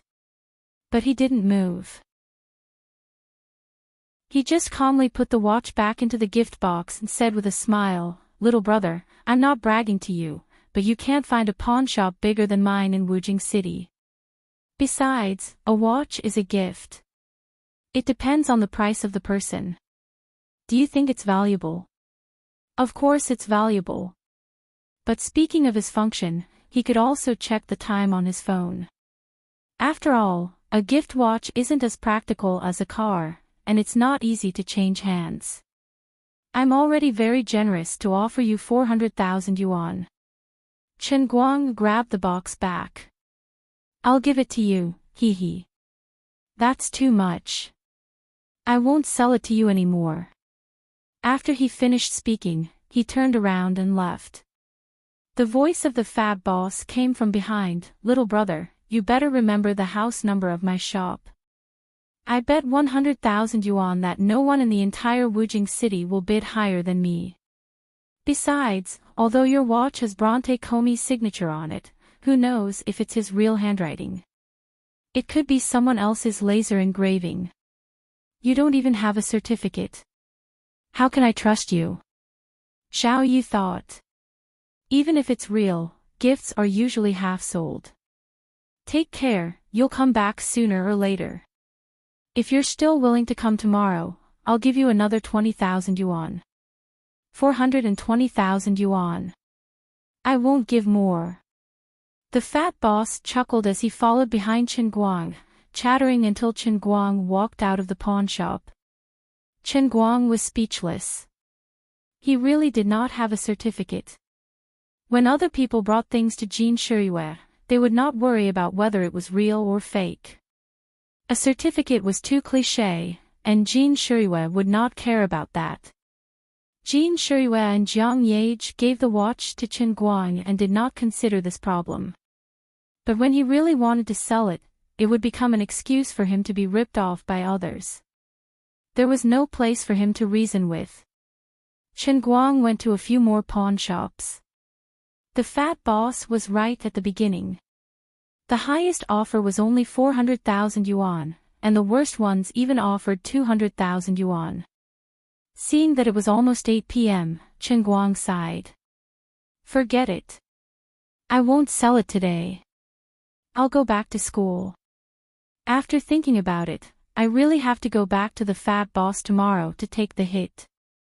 Forget it. With this, I can barely cover the cost of a kidney transplant. I'll leave it at that. I know I'll be at a disadvantage, but I have no choice but to swallow it. It's really annoying. Back in the dormitory, Chen Guang threw the box on the desk and drank a mouthful of water. He was still angry. With just one slash, 600,000 had flown away. F***ck, my heart was bleeding. Just as he was fuming, Lin Jingwei and the other two came back from the outside noisily. Let me tell you. I'm serious about Gao Ya. Don't F***king give me a reaction behind my ass. Especially you, Bai Nyangzi. Gao Ya is really angry today. Lin Jingwei sounded very angry. Bai Nyangzi apologized carefully. I'm sorry. I didn't do it on purpose. I didn't expect her to be so shy. I just wanted to help you. Xiong has said, Bai Nyangzi, you need to have half of Brother Guang's foresight. My freshman year was also ruined because of you. Lin Jingwei stomped his foot again. Xiong don't talk about Bai Nyangzi. What do you mean by talking in my sleep in front of everyone? I want to strangle you to death. Chen Guang heard this and laughed. His mood improved a lot. Hearing about someone else's bad luck made him happy. Oh. Brother Guang is back. Where did he run off to for the whole day? Is my gel working? When are you going to buy a box for us? Bai Nyangzi and Xiong went to wash up. Lin Jingwei walked in first. When he saw Chen Guang, he was happy. It was obvious that he was not really angry. Chen Guang rolled his eyes. Now that things have come to this, I don't have to be afraid to let you know. I've been out with these two beauties for the whole day. I'm exhausted. D***mn. You really became friends with them. That's right. After all, they saved your life. Miss Jean and Miss Jiang are good people. Lin Jingwei came up and said mysteriously, did anything happen between you two that's beyond friendship? Chen Guang's heart skipped a beat. Did pinching their breasts count as beyond friendship? Of course, he couldn't let these bastards know. He shook his head violently. No. They're as pure as a piece of white paper. You guys better tell me the truth too. At this moment, Lin Jingwei looked around and saw the gift box on the table. He picked it up and opened it. Oh, it's Patek Philippe. It's from the two of them. Chen Guang nodded. Yes. Oh my God. Bronte Comet's work. Lin Jingwei exclaimed again. Chen Guang was even more surprised. The fat boss had to look at it carefully with a magnifying glass to be sure it was authentic. As for Bronte Comet's work, he did not admit it until the end. Lin Jingwei picked it up and looked at it for less than 5 seconds. How could he know it was fake? Is this guy's eyes a microscope or something? How could he be so knowledgeable? Chapter 199. How did you know? Chen Guang asked, puzzled. Lin Jingwei was pleased with himself. Hee. Most people don't know that Patek Philippe has a lot of workers, but only a few of them can be called masters. Bronte Comet is famous all over the world, but his watches have an unknown characteristic. Brother Guang, look carefully.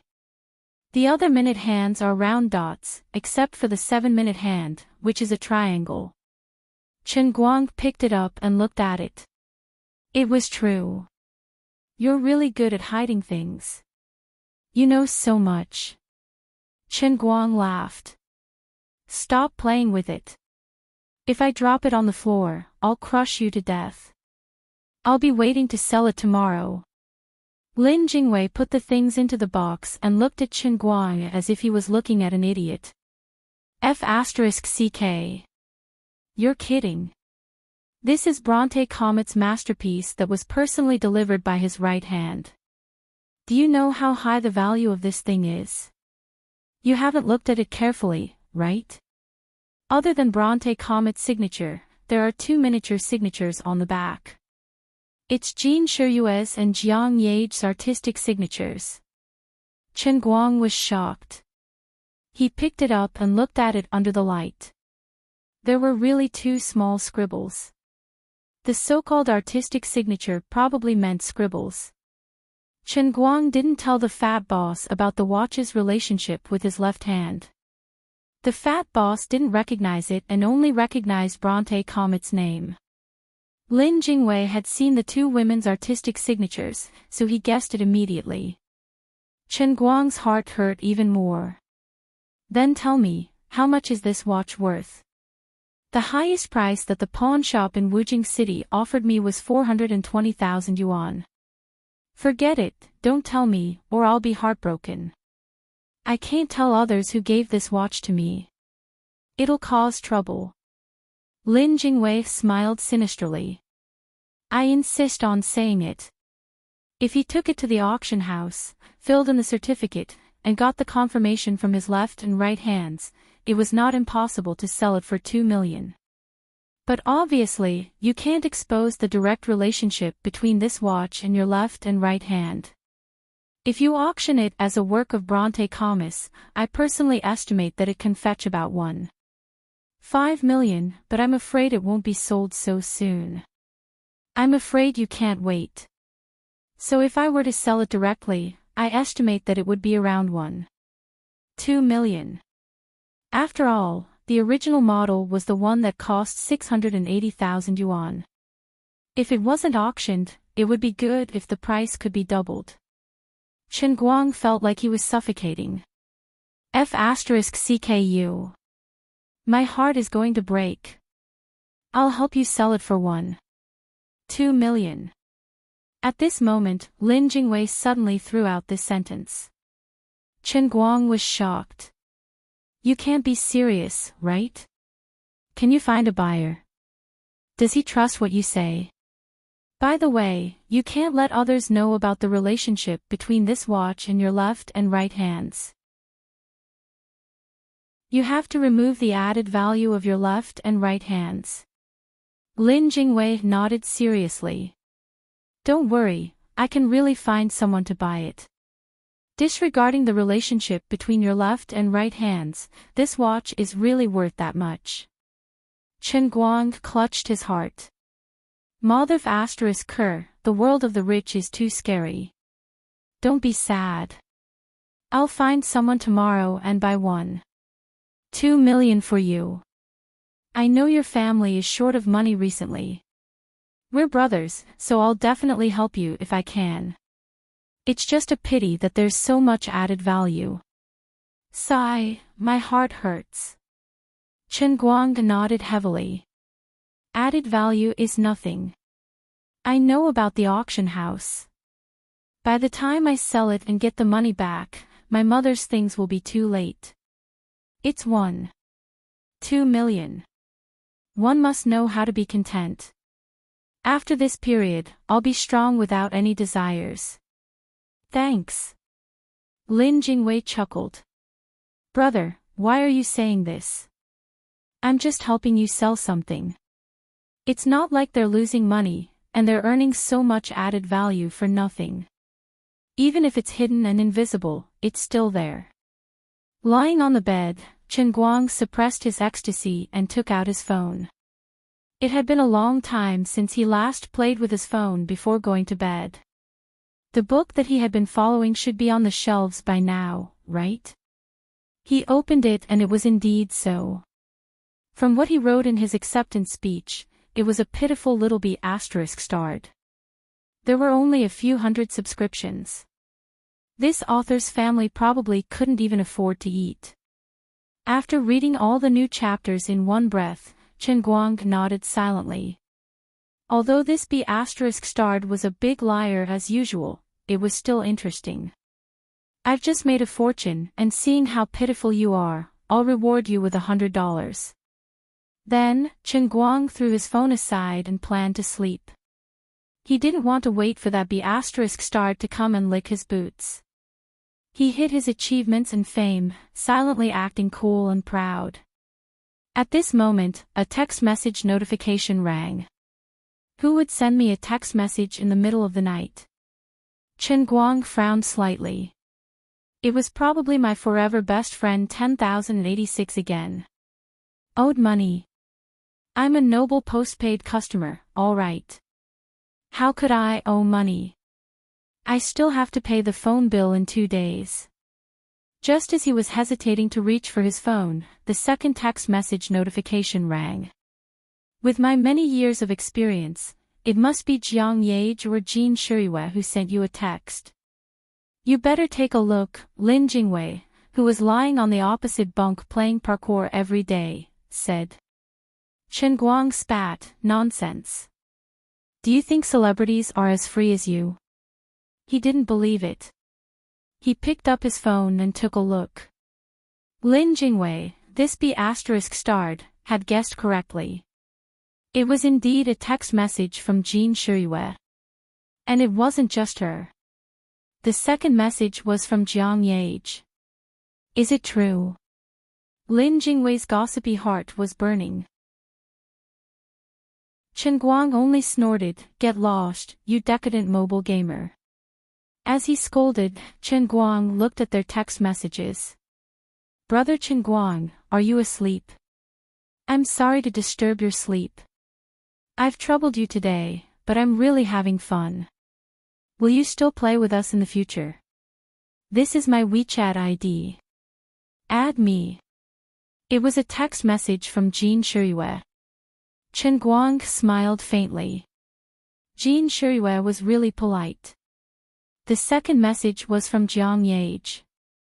What would she say? He had a bad feeling about it. Why don't I just not look at it? In the end, he couldn't control himself. After all, she was the great Jiang Yage.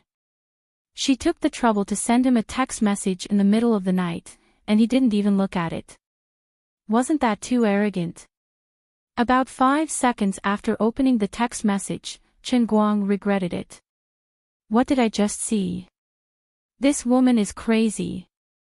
It was a picture of Jiang Yage. It looked like she had taken a selfie in front of the mirror. In the picture, she seemed to have just finished working out. She was wearing a tight black tank top and light blue sports pants. She was smiling brightly. Her face was still red from the strenuous exercise. She made a perfect V sign with her hand in front of the mirror. The picture looked sloppy and ordinary. It was no different from the selfies that other celebrities often posted online. There wasn't any extra benefit. Alright, that wasn't important. What was important was that next to the picture, the woman had used her poor Photoshop skills to Photoshop the following words. The hot celebrity has a good figure. Her body is soft and easy to push down. For the whole night, it's only 8. If you need, please add me on WeChat XXXX. Under the picture, there's a line of text. This is really my WeChat ID. Chen Guang nearly crushed his phone to smithereens. What the fuck? You're so wild. Your tricks are so deep, and your thinking is too broad. He quickly typed 3 words on his phone. Crazy. After thinking about it, he held back and didn't send it out. Chapter 200. Forget it. After all, he had just taken a valuable Patek Philippe, and now he had to sell his well-intentioned gift. It was still a little shameful. Opening WeChat, he sent friend requests to each of them, and then Chen Guang decisively closed WeChat.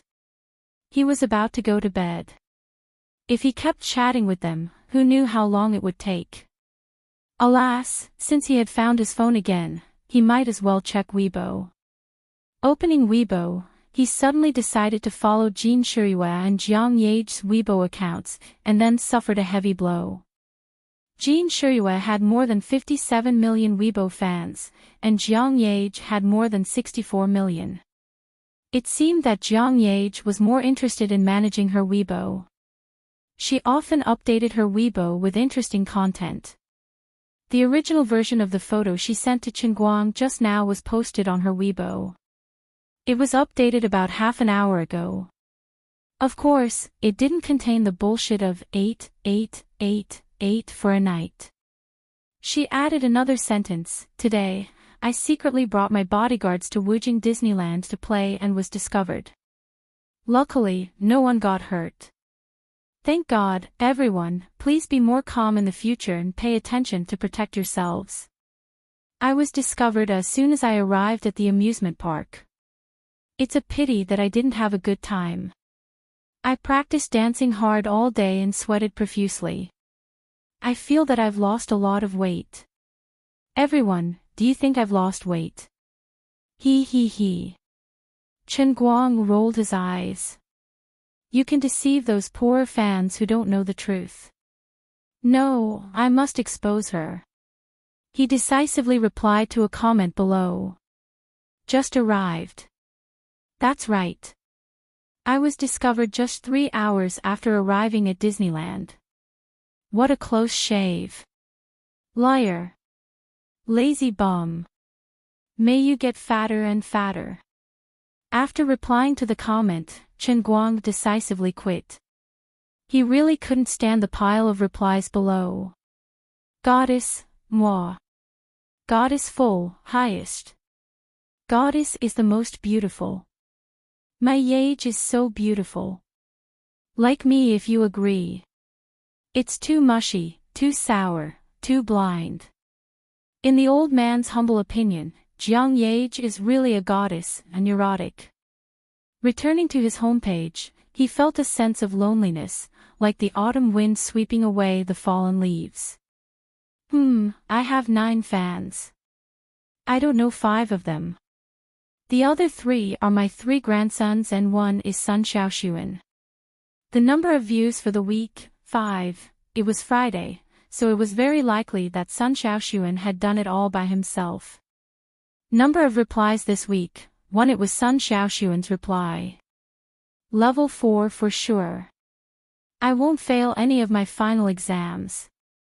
She replied to Chen Guang's most recent Weibo post, which was also posted 3 months ago. The content was as follows: "The internet's life is long, but my will is indomitable. Chen Guang will never fall." Endless desolation shrouded his heart. Why was the gap between people so big? Those two had tens of millions of fans at every turn. There was no way they could be friends. That's right, if these two people randomly reposted an advertisement on their Weibo, the advertising fee would be at least a few 100,000. Damn it, comparing oneself to others is infuriating. How about I let them casually repost one of my Weibo posts?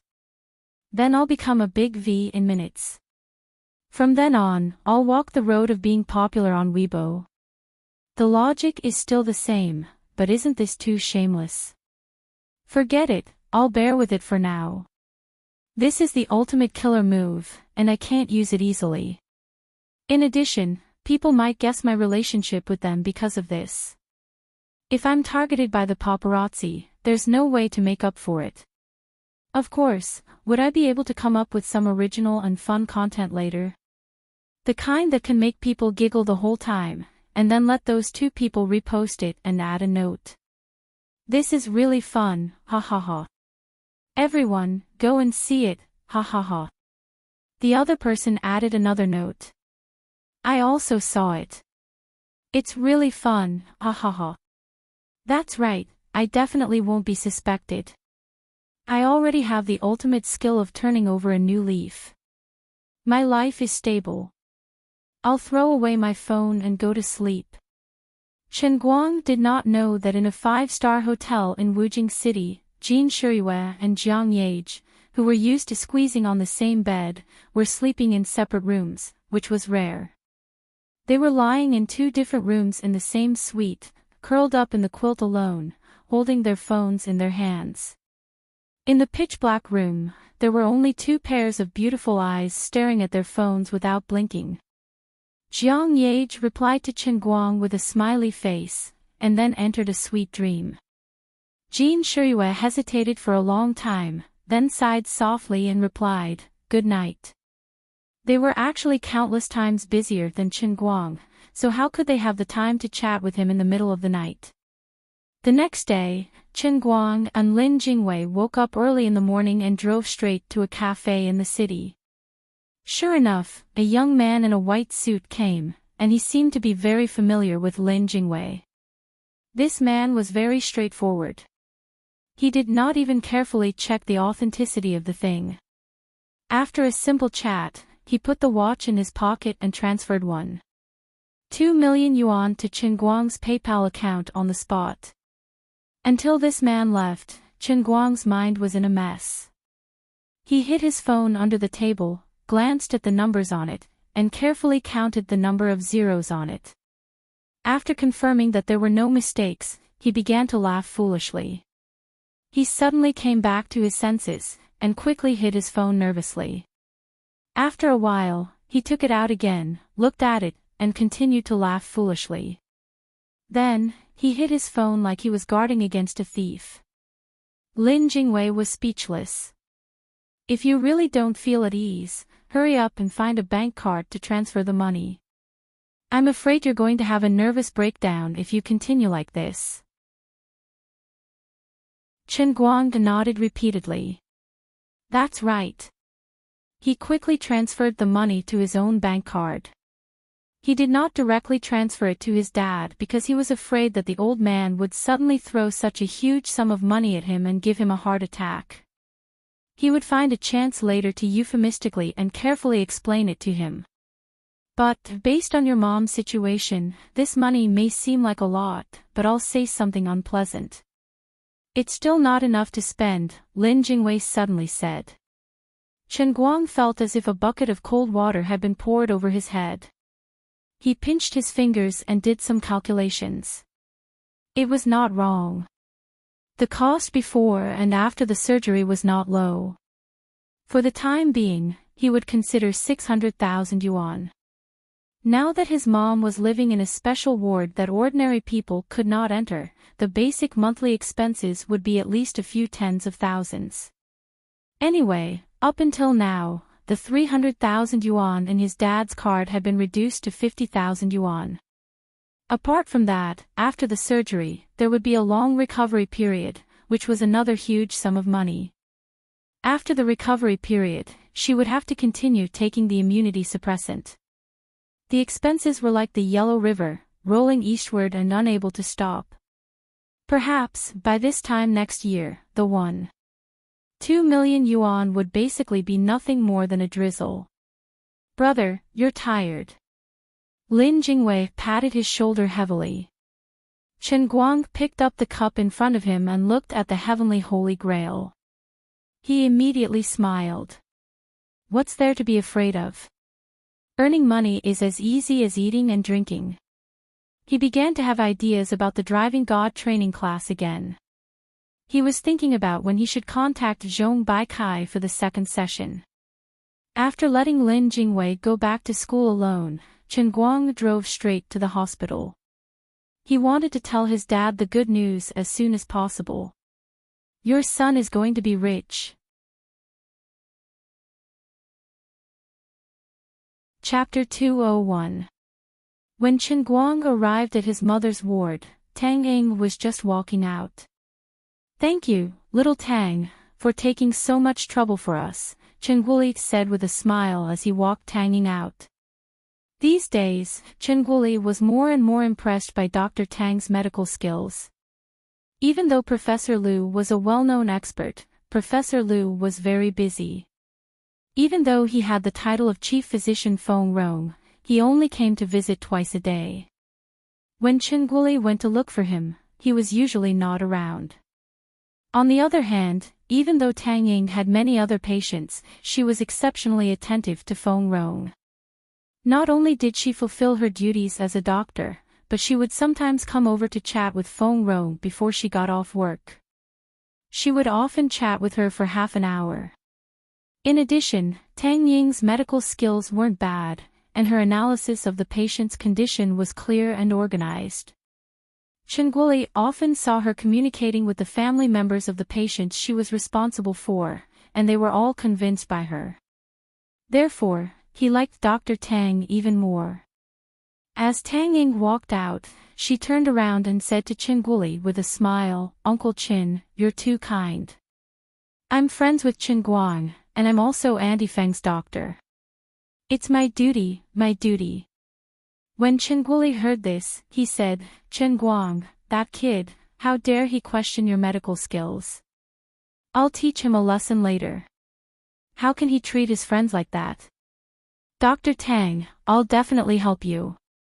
"Oh, he, Uncle Chin, you're too kind. Don't beat him too hard, after all, he's still taking his final exam." Tang Ying's face was full of smiles as she walked out triumphantly. "You're right, then I'll beat him up after the exam." Chen Guang, who had been standing by the door and listening to their conversation, was speechless. This Tang Ying was not someone to be trifled with. How long had it been? Not only did she tease him every time, she even tried to sow discord with his father. What did she mean by "don't beat him too hard"? Speaking of which, when did my relationship with her become this good? Why didn't I notice it myself? As soon as Tang Ying turned around the corner, he immediately saw Chen Guang standing beside him with a dark face. Not only did he not feel guilty, he even raised his eyebrows and showed a provocative expression. Then, he took small, light steps and swayed his hips as he walked away. Chen Guang covered his face with his hands. He felt that this woman had something on him that could be used against him. He strode into the intensive care unit, and before he turned the corner, he heard Chenguli and Feng Rong chatting. "Old Chin, do you think Dr. Little Tang is interested in our little Guang? She's so enthusiastic that I'm a little embarrassed," Feng Rong said. Chenguli coughed. "My dear wife, don't make wild guesses." It seemed that Dr. Little Tang and Little Guang had known each other for a long time and were true friends. Well, it's not bad if she's really interested in him. Although Dr. Little Tang is a few years older than Little Guang, doctors seem to be quite good at taking care of their health. When Little Guang is 24, Dr. Little Tang will only be 30 and can have at least 2 more children. Dr. Little Tang's medical skills are high, she's diligent, educated, and has a good personality. She's really made for a good wife. It's just that being a doctor is a little tiring, but it's young people's business, so let them be. Listening to Chenguli's words, Chen Guang's scalp tingled with goosebumps when his father called him his dear wife, and then he was embarrassed by the latter half of his sentence. He rushed out. "What nonsense are you talking about?" The 2 elders were startled by Chen Guang's sudden appearance. Chenguli waved his hands. No, I didn't say anything." It was clear that his father's shamelessness was superior to Chen Guang's, and his ability to lie through his teeth was top-notch. Chen Guang knew that once he started acting shamelessly, he would never admit to what he just said, and there was nothing he could do about it. Chen Guang sat down and chatted with his parents again, especially looking at the new checkup reports that came out recently. He saw that there were fewer plus and minus signs, and all the indicators were improving, and he was relieved. He found an opportunity to call Chenguli upstairs again, and Chen Guang planned to transfer money to him. "If you have something to say, Hurry up and say it. Your mom opened the Langya board again when we just left the house, and I'll miss a lot of time again if she drags on. Chen Guoli said anxiously. Chen Guang was defeated, and he took a deep breath. Dad, I have something to tell you, and it's very important. Seeing that he was serious, Chen Guoli knew that it was something important, and he did not rush him. He nodded. Okay, I'm listening. Promise me that you won't be too emotional after you hear it, and you have to calm down first. It's probably related to the watch that Jiang Yage wanted to give me. I got the watch and sold it, and I got the money. Chen Guang swallowed his saliva and said carefully. Chen Guoli waved his hand nonchalantly. Hey, seeing how serious you are, I thought it was something important, but it's just a small matter. Didn't you say it once? As long as I got the money, it's fine. I'll ask your uncle to cancel the contract with the other party later. Damn. So you're still planning to sell your house? Chen Guang spat. Chen Guoli smiled embarrassedly. I'm just trying to be safe. The transplant is so important, and I'm afraid that something might go wrong. Tell me, how much did you sell it for? I've been in the business for most of my life, and I'm very knowledgeable. How much money have I not seen? Didn't you already give me a heads up? Tell me. Chen Guang felt that Su Tao's father was right. After all, back then, the hot pot restaurant could earn tens of thousands of profit in a month, and it could even reach hundreds of thousands during peak seasons. His father was someone who had seen the world. 1,200,000 yen. Dad. Dad. Wake up, Dad. Less than 5 seconds after Chen Guang said that, Chen Guoli's eyes rolled back, and he fell on his back without any hesitation. Chen Guang shouted as he hugged his father and pinched his philtrum a few times. This businessman who had boasted about his big heart just now slowly woke up. He opened his eyes in a daze and looked at Chen Guang. What did you say? How much did you say just now? Chen Guang answered subconsciously, 1.2 million. Chen Guoli's head tilted, and he fainted again. Half an hour later, Chen Guang looked at his father with disdain. He, a businessman. This is the legendary businessman who has been in the business for most of his life. You're really knowledgeable. Chen Guoli's face was red. It was too embarrassing.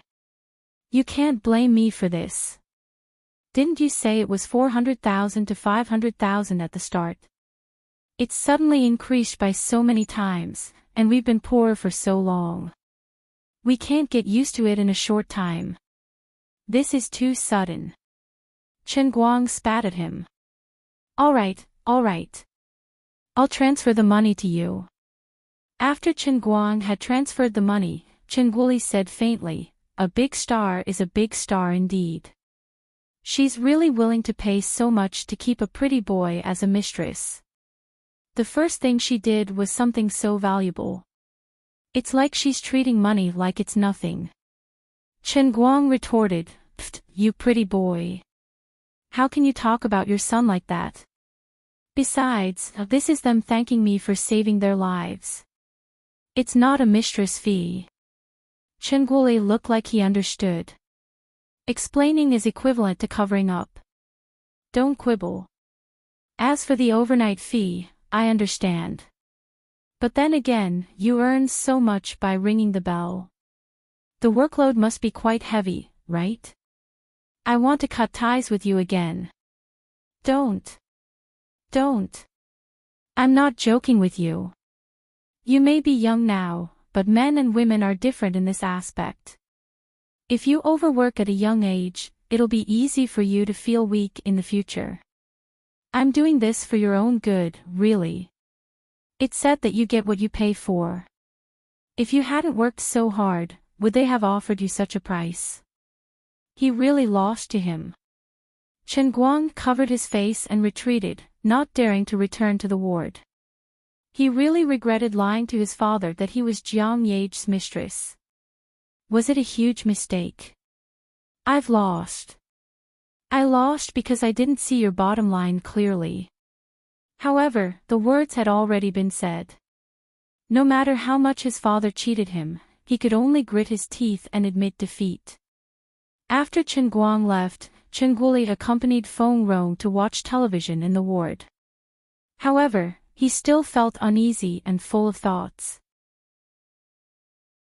Feng Rong was annoyed by his behavior. She glared at him and said, "Can't you just watch television?" Chen Guoli sighed as if he had made up his mind. He stood up abruptly and said, "You watch it yourself, I'm going to ask Dr. Tang something." After walking out of the ward, Chen Guoli sighed again and said to himself, "This kid doesn't know how to behave. He really thinks I'm joking with him. No, as a father, I have to think about my son's future. His expenses are too high, 1.2 million yuan for the night. That's too much work. Celebrities nowadays are scary. His body needs to be healed, he really needs to be healed. Otherwise, it'll be a big problem in the future." Then the problem was, how was he going to make it up? He decided to ask Tang Ying about this. It wasn't that he was shameless, but he couldn't ask Professor Liu, who was a respected old man. After thinking about it, since Tang Ying and Chen Guang were friends, and he was half of Chen Guang's elder, and she was also an outstanding doctor, it wasn't inappropriate to ask her. Patients couldn't hide their illness for fear of treatment. This was embarrassing, but if he didn't tell the doctor, he wouldn't die of illness. He was in the hospital, and Dr. Tang was a nice person. If he didn't ask her, he couldn't ask her, right? Of course, he could find a random relative to take the blame. There was no need to let her know that it was Chen Guang who wanted it.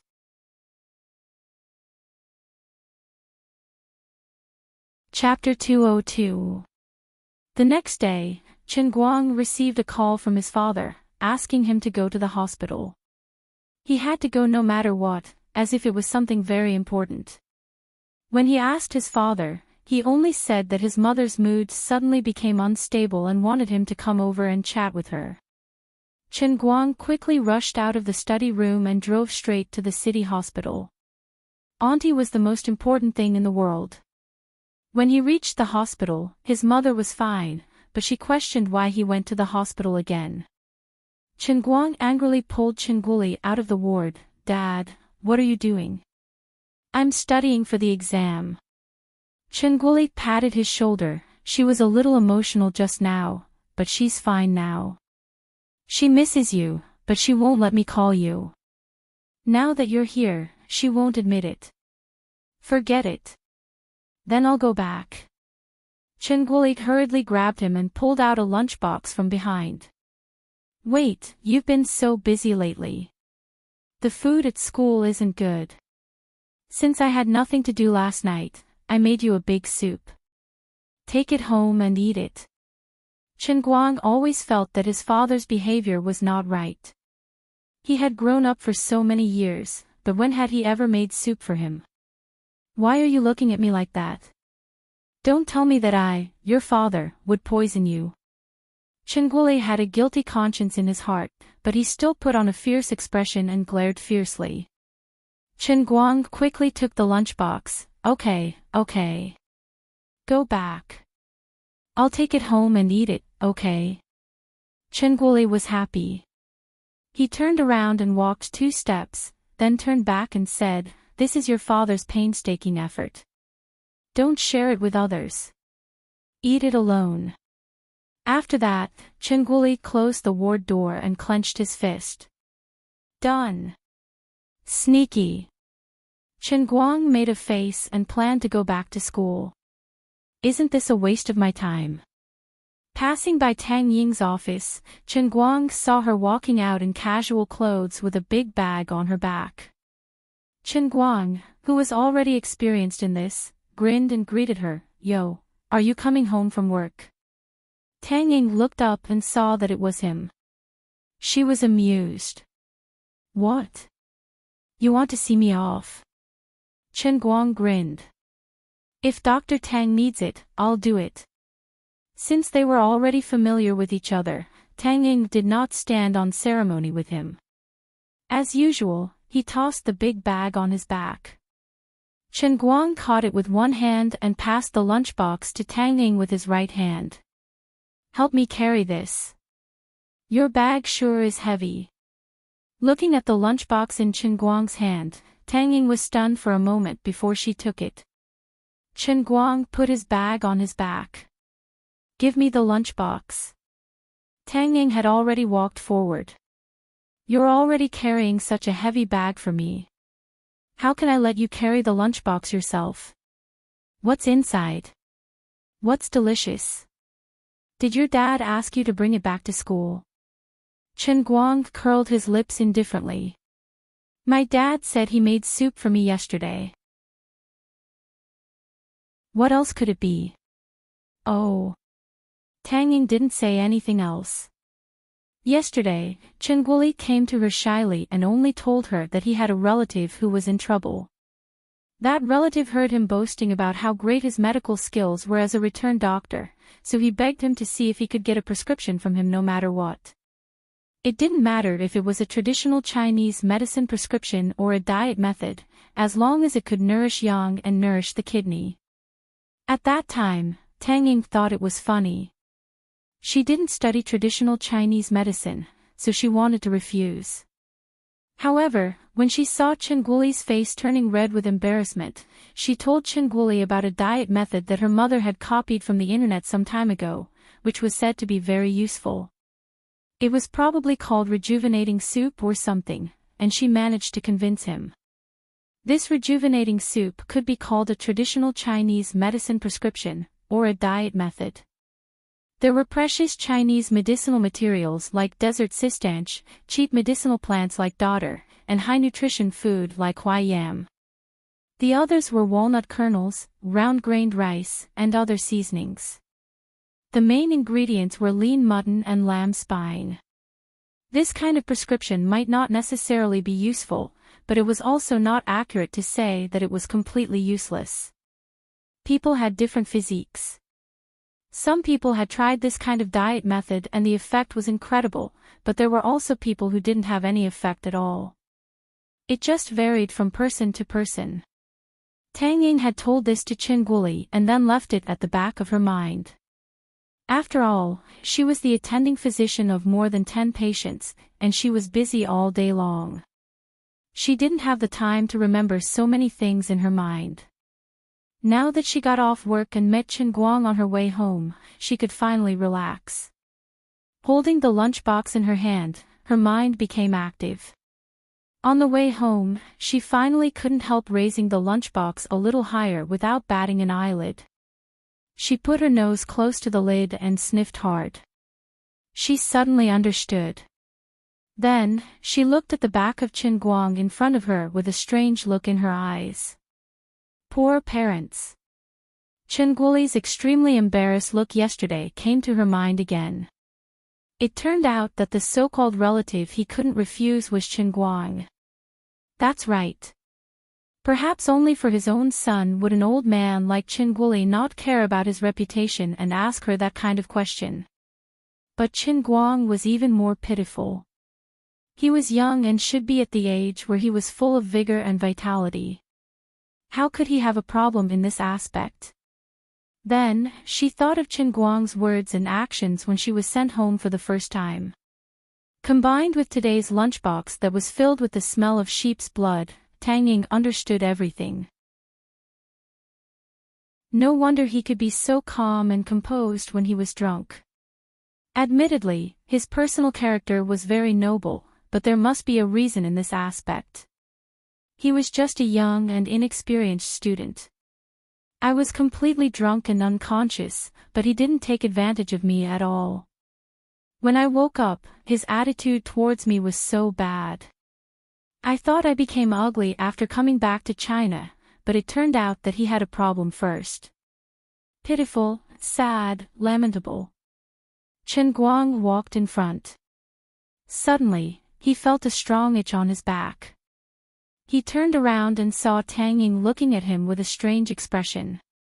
Her eyes were unfocused, as if she was daydreaming. What's wrong with you? You should rest your brain for a bit after work. Don't think about work for now. Tang Ying snapped back to reality and forced a smile. When she looked at Chen Guang's bright smile, she felt a pain in her heart. Sigh, what a pitiful boy. What a tough life. You are strong. Your mother is sick and you have a problem with your body. But you still smile at life and shoulder the burden of the family. No matter how hard and tired you are, I never see you show the slightest bit of sadness. But you always care about others and hide your own pain in your heart. You are my friend. You saved me from the hands of 2 hooligans. I owe you a great favor. Although I treated your mother, it was my duty. I am both a doctor and your friend. Since I know you have this problem, I can't ignore it. I can't let you go on like this. I have to help you. Otherwise, my conscience won't be at peace.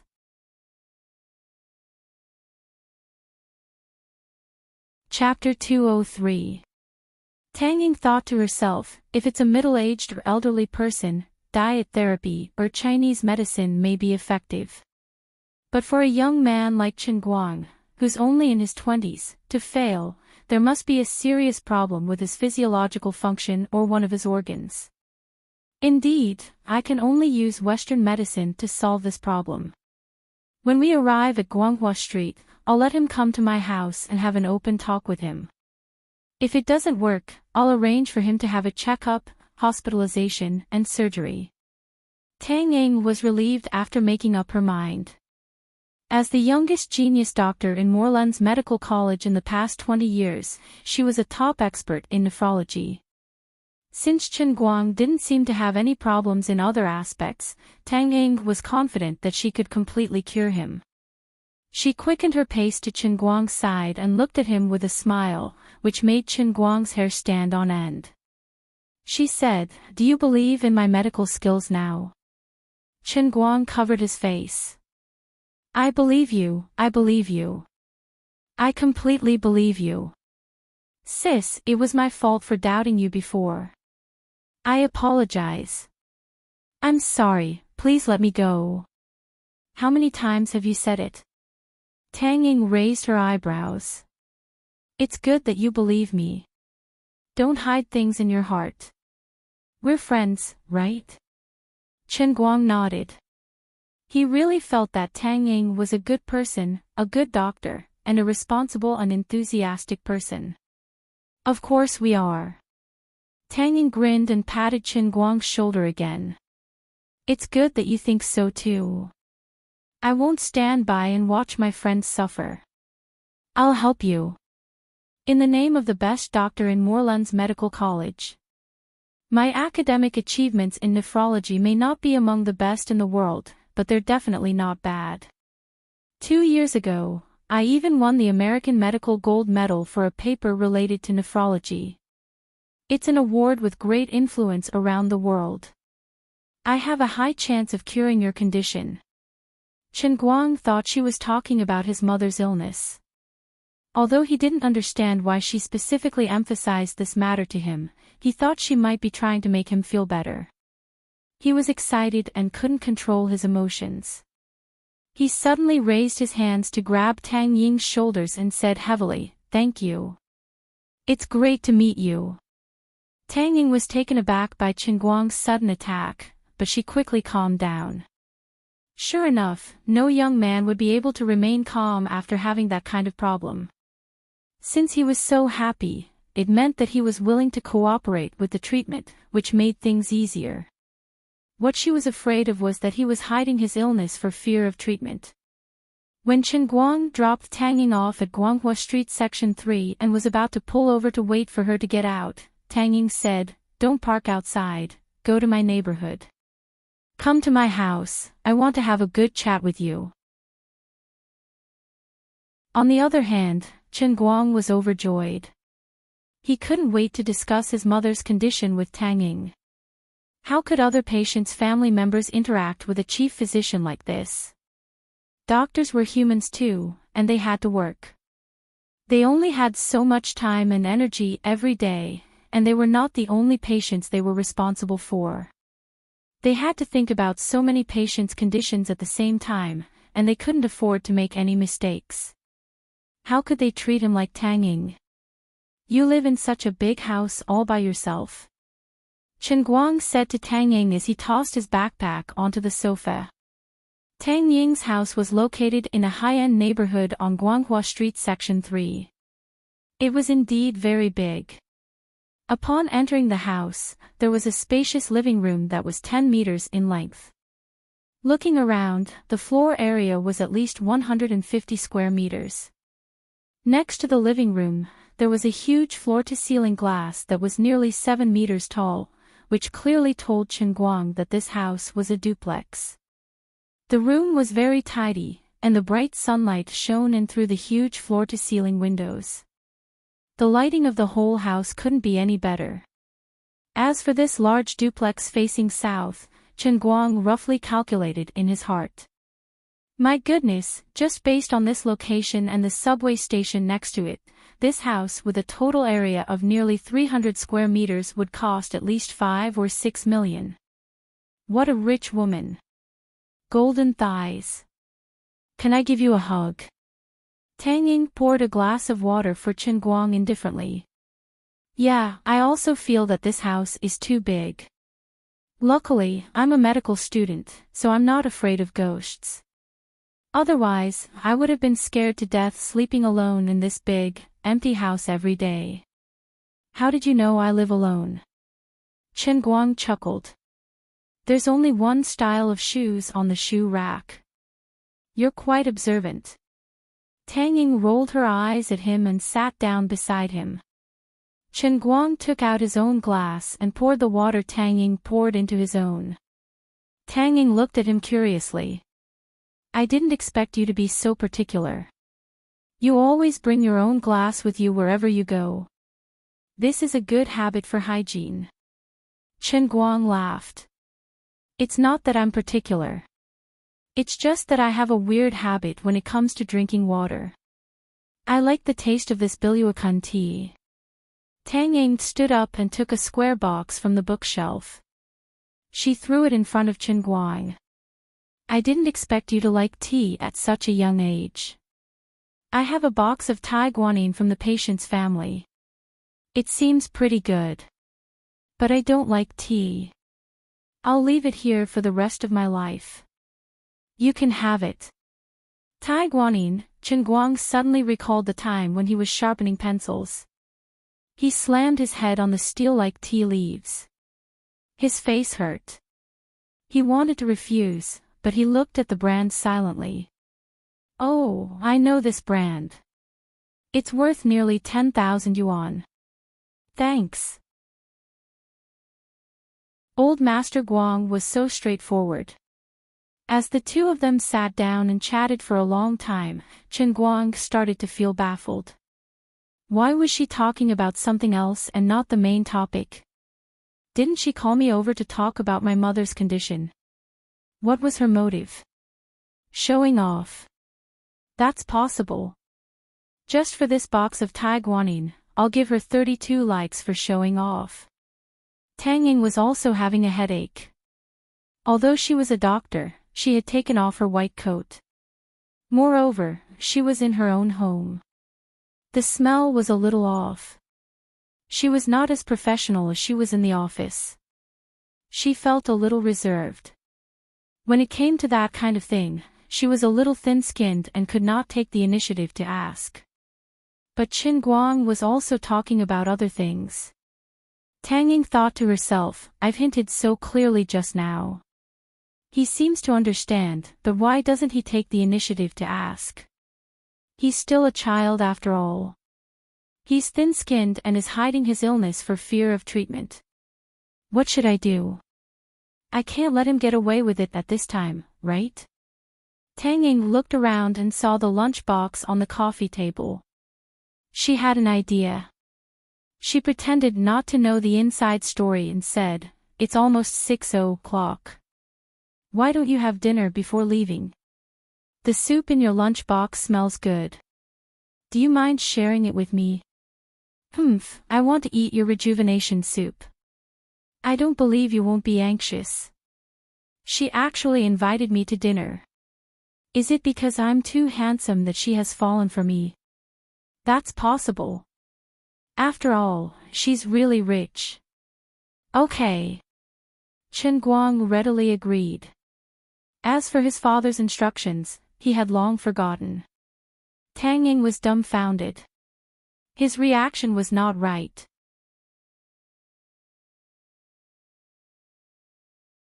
Chapter 204. Tang Ying couldn't hold it in any longer. You're giving me the rejuvenating soup too. Chen Guang was puzzled. Rejuvenating soup? What's that? Isn't this my dad's soup? Since it's meant to be eaten, what's the difference between one person and two people? Tang Ying asked curiously, you really don't know what the rejuvenating soup is for? As she spoke, she gently opened the lunchbox, afraid that a drop of soup would spill out. She opened it and saw that it was indeed the same thing: lamb spine, lean lamb, Chinese yam, walnut meat, etc. She said, your dad came looking for me yesterday, and I gave him the formula for the rejuvenating soup. Chen Guang had a bad feeling about this. Can you tell me what this rejuvenating soup is for? Tang Ying was infuriated by his stubbornness. I've already flipped the table, and you still won't admit it. What the hell is this? She slammed the coffee table and said loudly, it's for strengthening the kidneys. Don't pretend. I know all about it. It's hard for young people to talk about it, but you can't refuse medical treatment just because of this. You have to be responsible for your future. Hiss hiss hiss. Chen Guang sucked in a breath of cold air. My dad. Your son is really screwed over by you this time. Oh my God. Look at her expression. What's she thinking? Why would Chen Guoli ask for the formula? Chen Guang could roughly guess. He really felt that he had worked so hard every day to get that one. 2 million yuan watch. And then there was this box of soup. But you should have told me in advance. Are you afraid that I won't eat it after knowing the truth? Fine, I really won't eat it. But this is the formula you asked for from Tang Ying, and now I'm sitting in her house with this box. Look at her expression. Damn. Does she really think that I have a problem in that area? I won't be able to clear my name even if I jump into the Yellow River.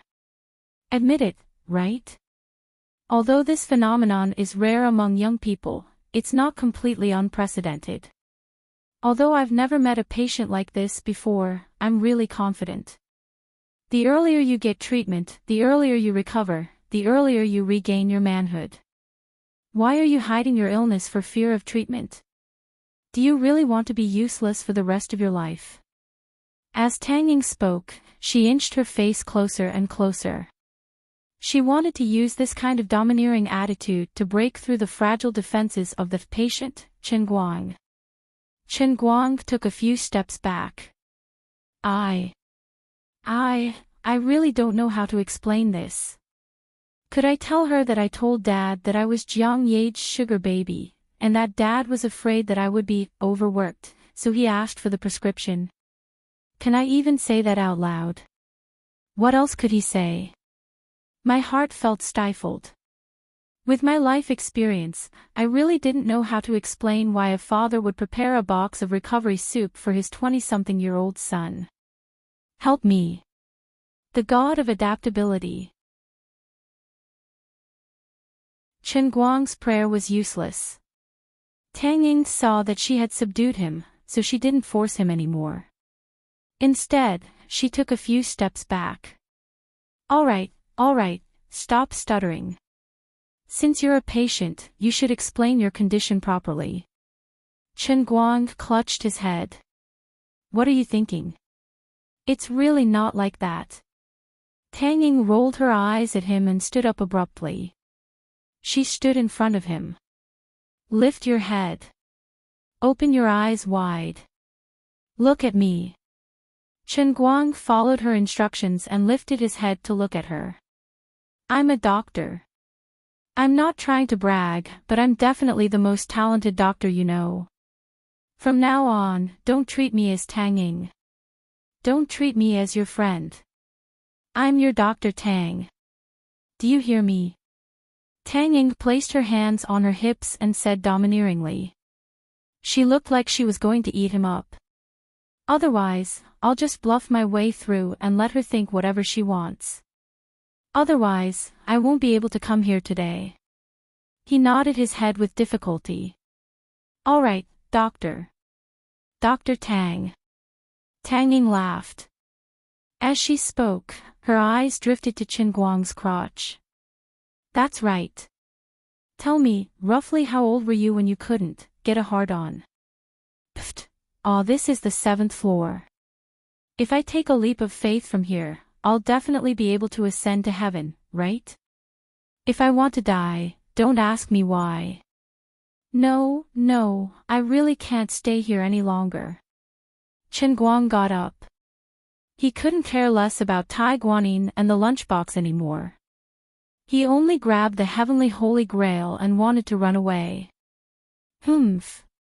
You want to leave? Tang Ying glared at him angrily. She opened her arms and blocked his way. Stop right there. This doctor has already made things clear today. Don't even think of running away. Tell me clearly about your condition. Come and register yourself tomorrow. I'll arrange a checkup for you. Big sis. Please let me go. I really can't explain it clearly. But it's really not what you think. I can do it. Chen Guang looked like he was about to cry. He really couldn't explain it clearly. Tang Ying pushed him hard, causing him to fall back onto the sofa. She pounced on him. You're still so stubborn. I'll make you reveal your true colors today. I'm a doctor. You're a patient. How dare you hide your illness in front of me? Before she finished her sentence, Tang Ying had already made up her mind. In order to make Chen Guang reveal his true colors, she finally used her ultimate move, Flying Dragon Cloud Palm. She pinched him through his pants. Chen Guang was completely dumbfounded. Why? Why are you so tough? How could he understand that Tang Ying, as a doctor, treated him as a friend? She also felt that she owed him a big favor and was worried about him. She also felt that doctors shouldn't care about their patients, and she was anxious and impatient. That was why she finally came up with this plan. Tang Ying saw that he finally stopped struggling. Although she was also extremely embarrassed, she clenched her teeth and pressed her body forward. With Chen Guang on the bottom and her body on top, she exerted more force on her fingers. This guy's bad thing, although he had that kind of problem, seemed to be much bigger than the autopsy she had seen in school. At this moment, this thought popped into Tang Ying's mind. Completely dumbfounded, Chen Guang didn't know how to describe his current state. All he knew was that he was being pinned down by Tang Ying. Although she did not completely press her body down, her awkward position caused her to completely crawl in front of him.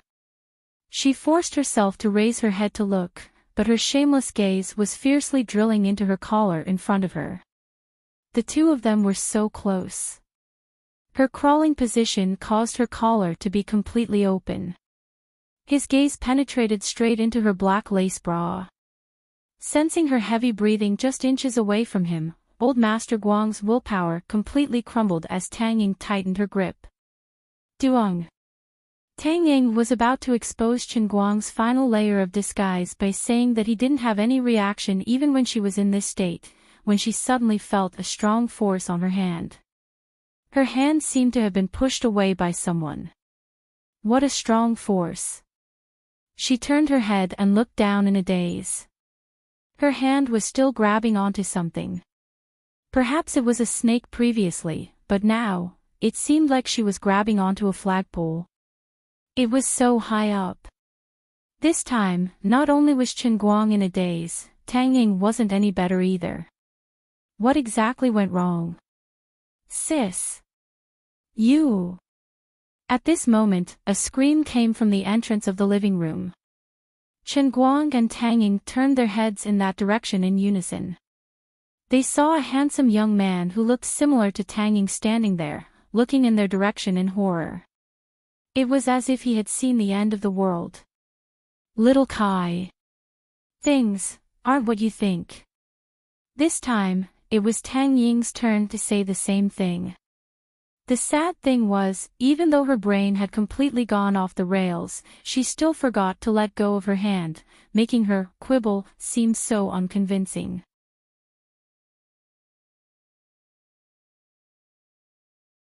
Chapter 205. 5 minutes later, Tang Xiaokai barely managed to control his overly shocked emotions. This was too scary. His sister actually had a man.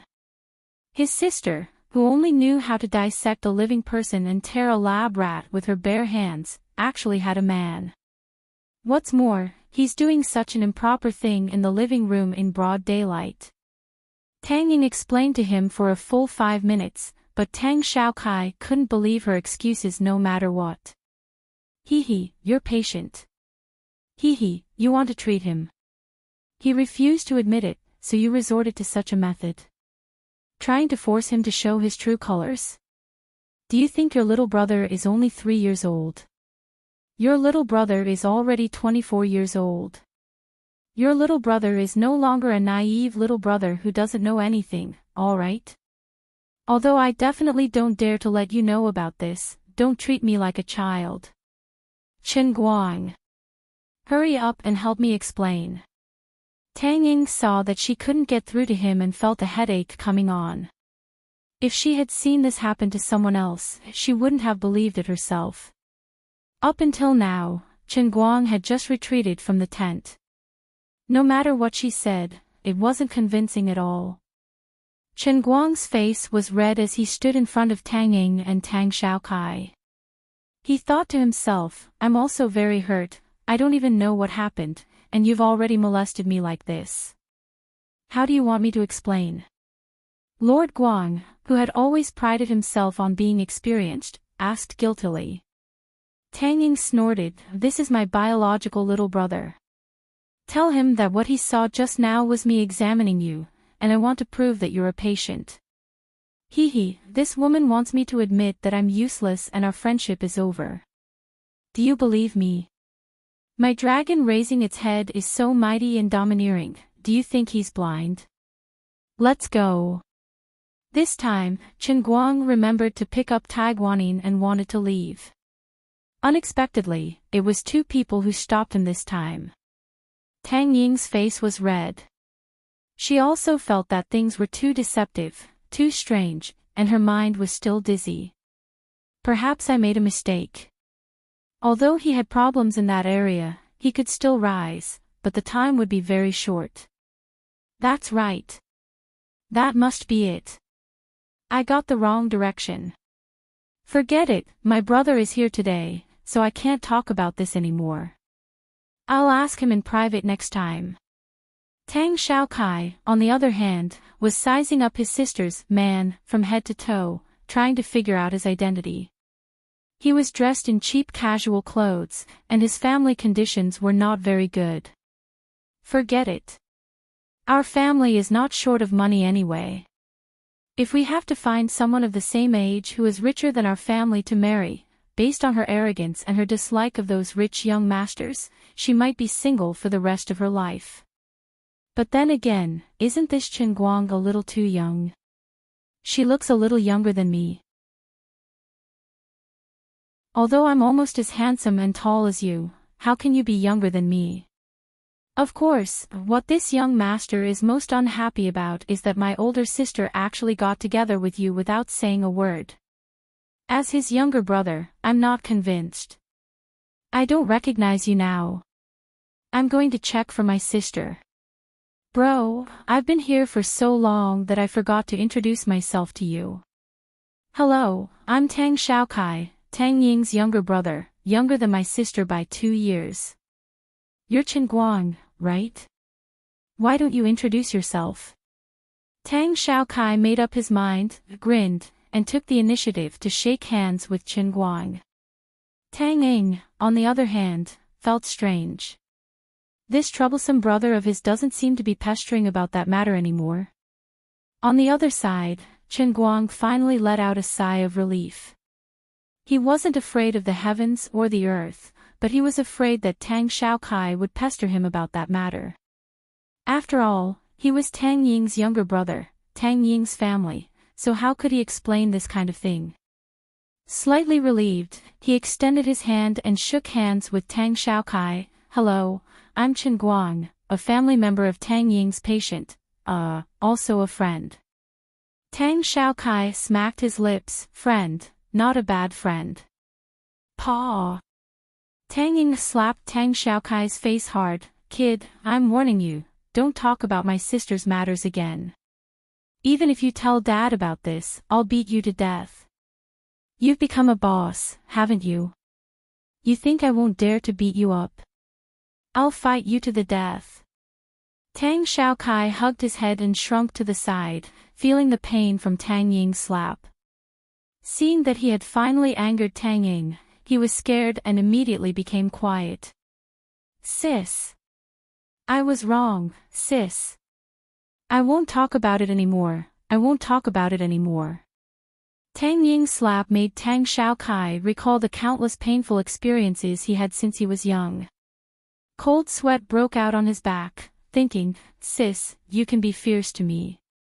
I can't afford to mess with you, but can't I mess with little brother Chen Guang? Humph. You hit me. I'll take care of your man. The three of them argued for a while, and under Tang Xiaokai's suggestion, they decided to go out for dinner. On the way downstairs, they continued to ramble. Gradually, Chen Guang learned about Tang Xiaokai's background. This brother was 24 years old this year. Like Tang Ying, he spent most of his time living across the sea in the United States. However, Tang Ying chose to return to China to practice medicine, while he stayed in the United States to study at Harvard Business School and continue his father's business. Tang Ying was indeed a genius in the medical field, but this kid wasn't any worse than his sister. At such a young age, he was already in charge of several large companies, and even held a controlling stake in many of them. This kind of person was born with a silver spoon in his mouth. Coupled with his talent, he left Chen Guang behind at the starting line of life by about 10 Wall Street. This time, he was also on vacation in China. He wanted to give Tang Ying a surprise, so he came without telling her in advance. He also had the key to the house, so he opened the door directly. He didn't expect to run into the two of them. As they chatted, Tang Xiaokai gradually added various English words into his Chinese, and in the end, it was all in English. Tang Ying spoke English fluently abroad, so she didn't notice the change. She habitually spoke English with Tang Xiaokai.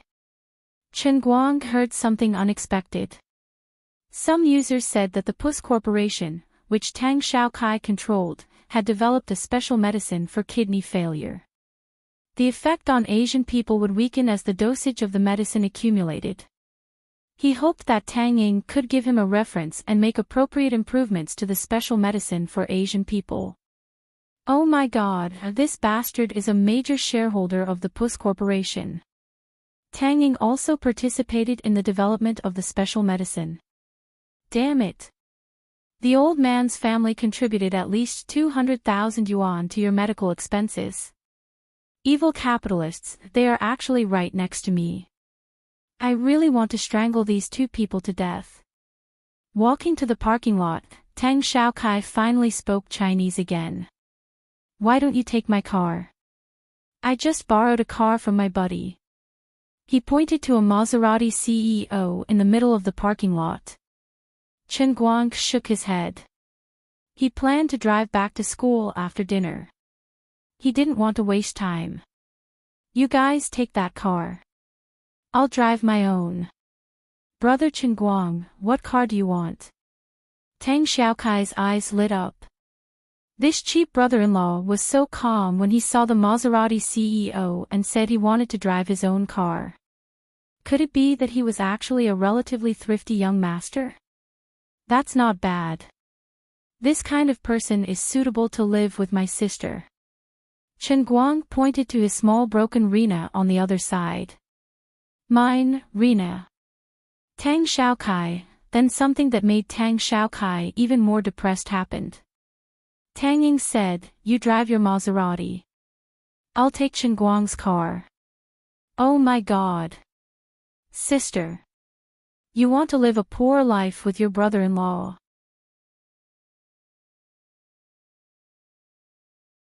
Chapter 206. Tang Xiaokai reached out to pull Tang Ying. Sis. How can you even sit in this crappy car? At that moment, Chen Guang was enraged. Isn't this face slapping a little too fierce? You're going to start a fight at the slightest disagreement. Tang Ying also looked at Tang Xiaokai strangely. She understood her brother's personality. He wasn't arrogant like those rich young masters. On the contrary, he knew how to deal with people. Otherwise, he wouldn't have been pushed to the position of the person in charge of so many companies at such a young age. What's wrong with him today? Does he really think that Chen Guang is my boyfriend? Alright, with the situation at that time, it was basically like yellow mud falling into the crotch of one's pants. Even if it wasn't that, it would still be that. But even if that's what you think, isn't your attitude a little too harsh? Fortunately, there's nothing between me and Chen Guang. If there really is that relationship, wouldn't I be pissed to death? Did you take the wrong medicine today or something? So what if I like to sit in crappy cars? Drive your Maserati and talk too much. Be careful, or I'll tear your mouth off. Tang Ying pushed Tang Xiaokai's hand away, turned around, and pulled Chen Guang towards Rena. Tang Xiaokai was taken aback by Tang Ying's reaction. It took him quite a while to come back to his senses before he crawled back into his car. How dare you say you're not my brother-in-law? You almost fell out with me because of him. Fine, you've already fallen out with me. Tang Xiaokai felt very wronged in his heart. I'm your biological brother. Even though you've always been fierce to me since we were young, it's mostly just a joke. I just want to help you this time. Is there a need for you to be like this? Tang Xiaokai angrily crawled into his car and took a few deep breaths. He already had an idea. He took out his phone, told Tang Ying where they were going to eat, and drove off. Sitting in Chen Guang's car, Tang Ying hesitated for a moment, then said to Chen Guang, "Don't get mad at my brother, he wasn't like this before. I don't know what's wrong with him recently, but he dares to give me looks the moment he's back in China. I'll get him to draw his blood later to see if he's too angry."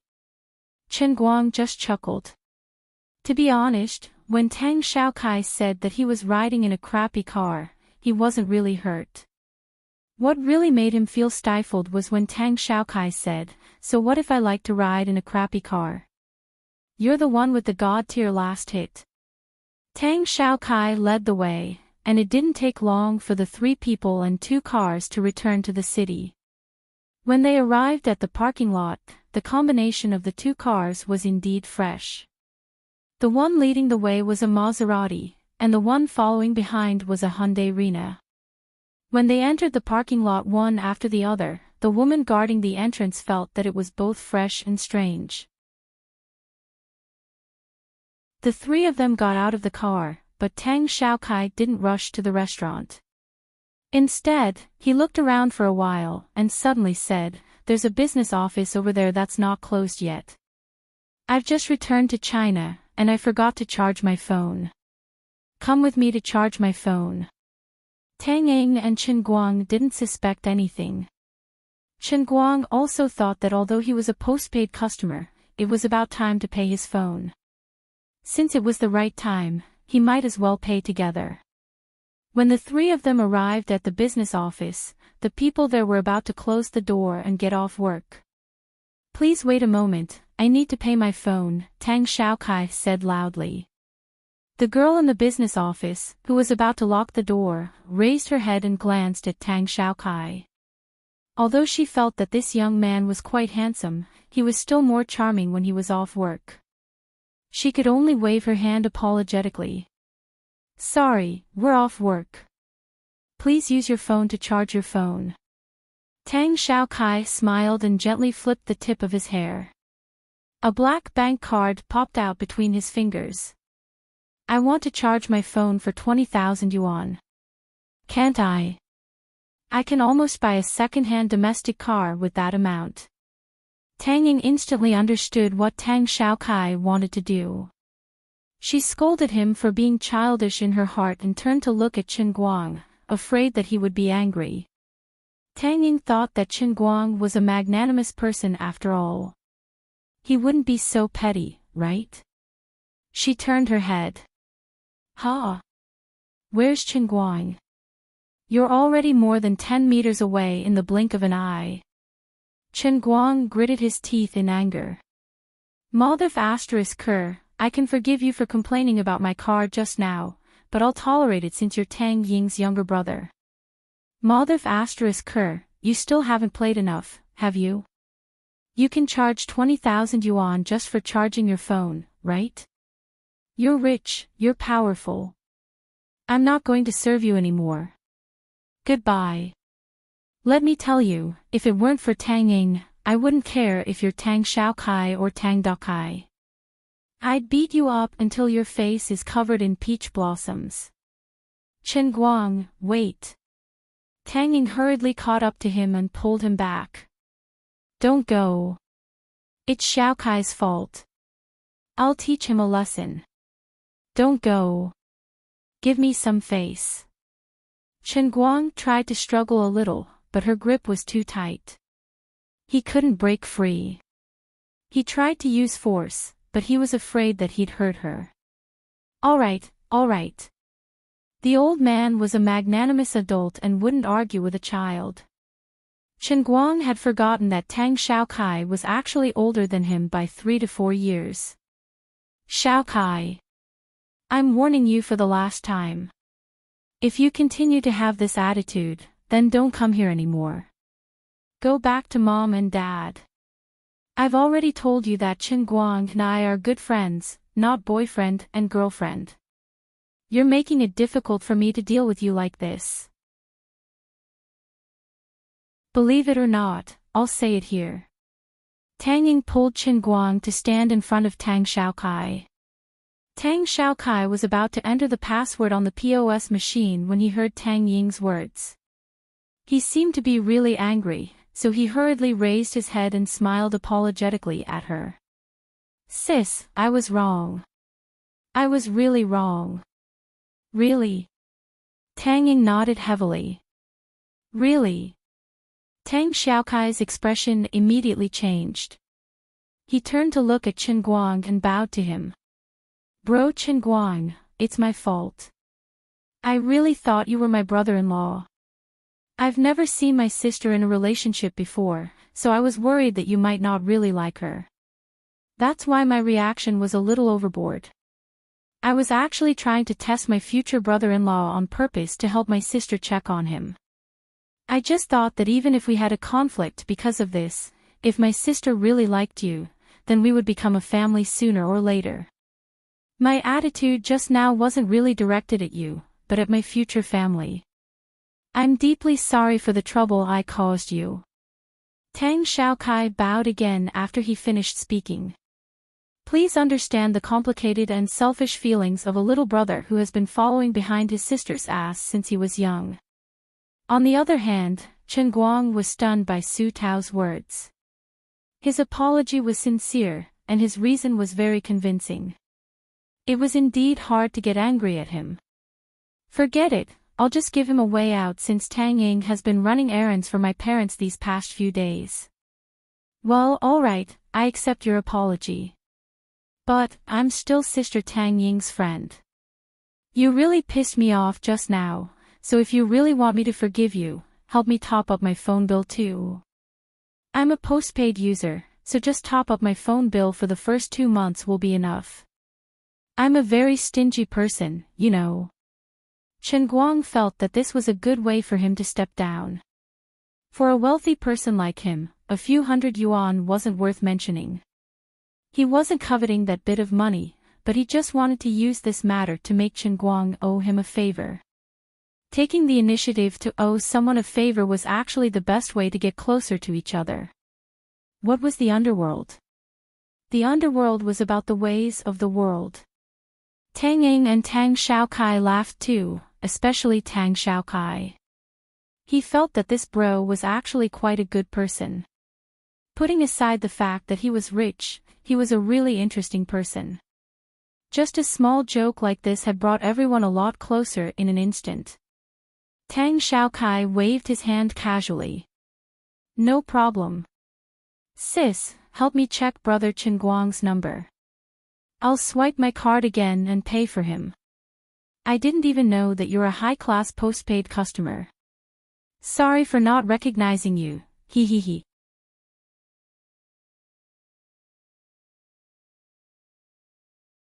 Chapter 207.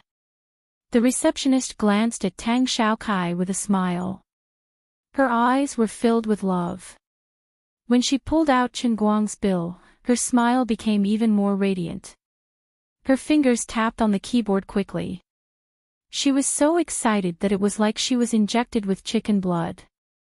Tang Xiaokai was very proud and happy. He had confirmed that Chen Guang was not his future brother-in-law. The way this girl looked at him was hot and ambiguous. Sigh, this is really troublesome.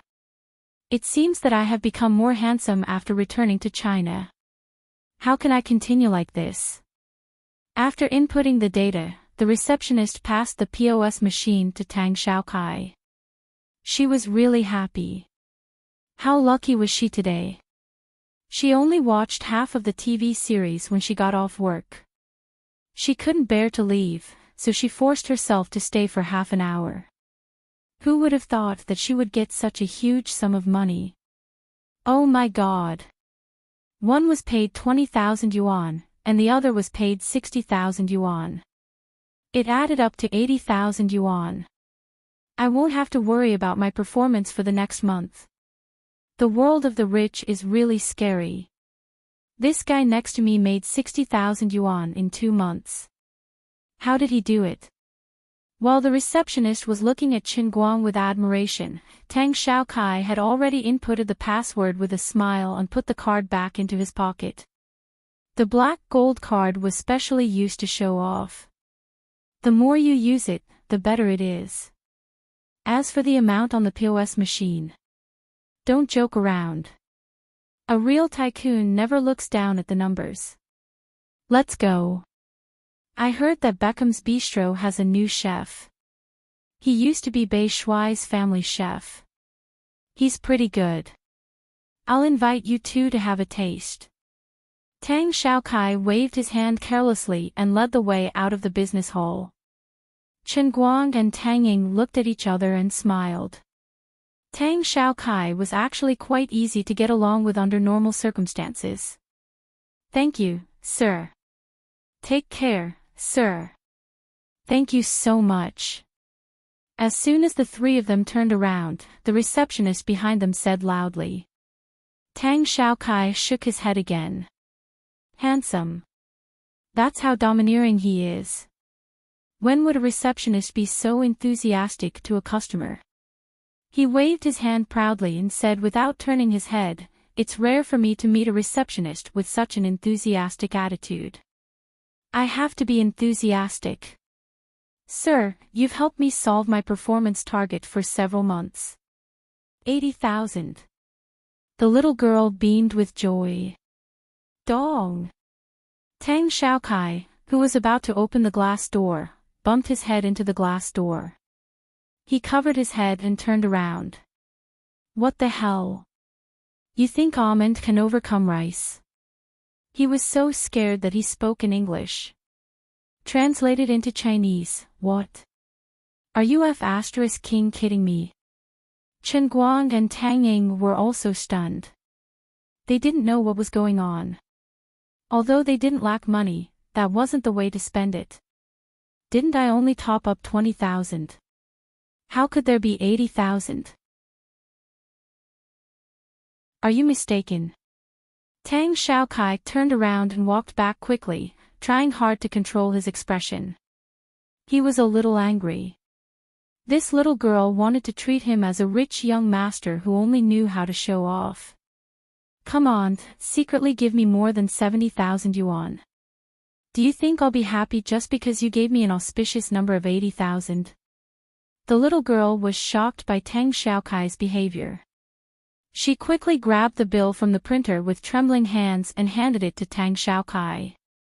It's not wrong. Your phone is topped up with 20,000 yuan, and Mr. Chen's postpaid phone bill is more than 50,000 yuan. The total here is 78,466 yuan.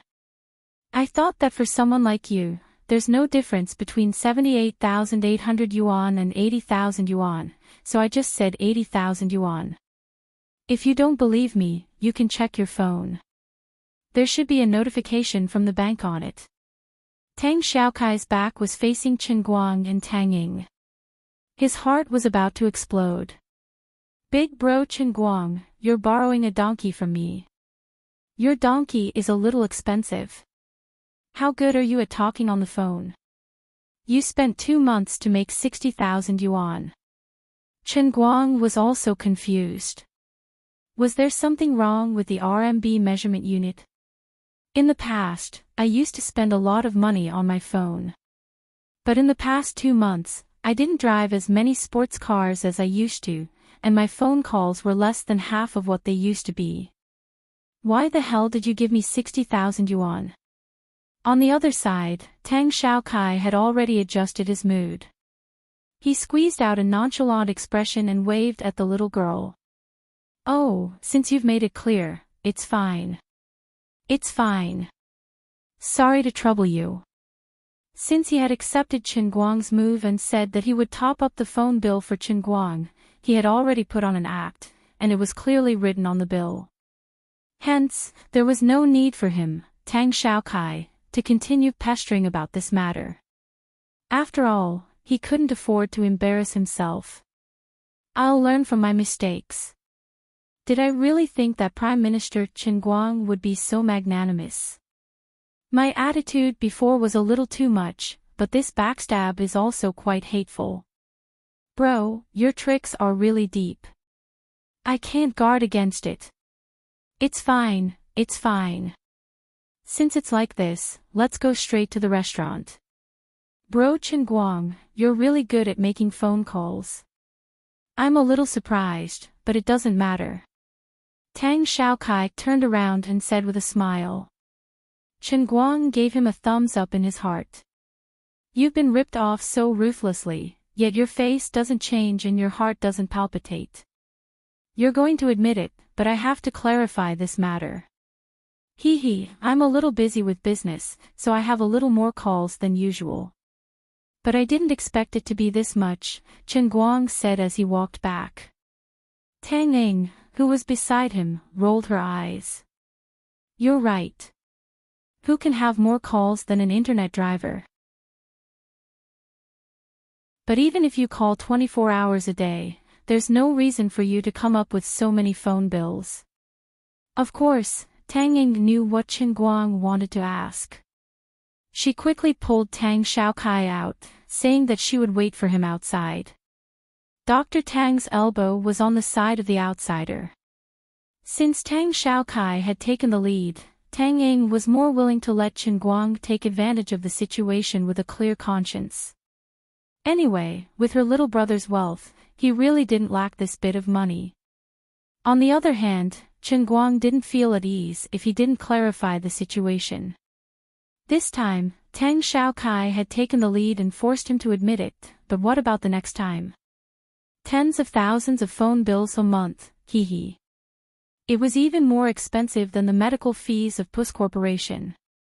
I'm sorry, shop assistant, but I'm a little confused. Since Tang Xiaokai had already pretended to be a rich young master, Chen Guang couldn't fall behind. With a carefree smile on his face, he smiled at the shop assistant in a very gentlemanly manner.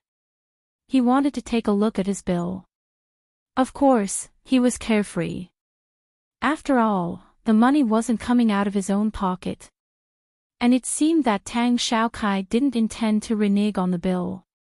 Of course, he had to take advantage of this situation with a clear conscience. It was fine if it was a little less, but it was 60,000 yuan. If the telecommunications company asked him to pay this amount, he would definitely smash the business office. He was also very puzzled. Although he was paying postpaid, the telecommunications company should have informed him about such an explosive consumption of phone bills. Why hadn't there been any movement at all? In the end, when he checked, he found out that this month, 10086 had sent him at least 100 text messages reminding him of the phone bill. The customer service staff had even called him at least 3 times, but each time, it was Chen Guang's secretary who picked up the call. The secretary said in a voice that was sweeter than the 10,086's customer service staff, "Our CEO Chen already knows. Please don't call and disturb CEO Chen anymore. CEO Chen is very busy. It's only tens of thousands of yuan, it's just a drizzle. CEO Chen earns hundreds of thousands of yuan every minute, so he doesn't mind." Listening to the recording of the call that the mobile girl had pulled out for him through overtime, Chen Guang had goosebumps all over his body. At that time, the customer service staff of 10,086 must have felt completely defeated. Damn, this tone sounds so familiar. Lioli.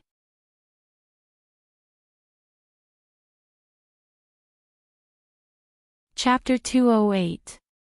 I don't know what method this woman used, but she blocked all the messages I received from 10086. She even pretended to be a secretary to answer the phone.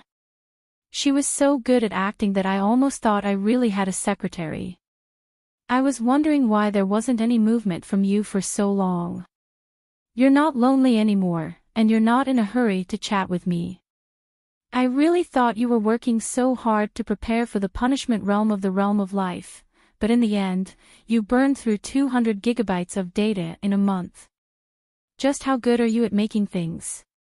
President Chen's heart ached, and he began to panic. Clutching the cup in his hand tightly, and looking at the phone in his other hand that was faintly heating up, Chen Guang completely understood. She really didn't charge for it. With the current speed of the 4G network, if someone watched videos all the time, it was entirely possible for them to have that much data in a month.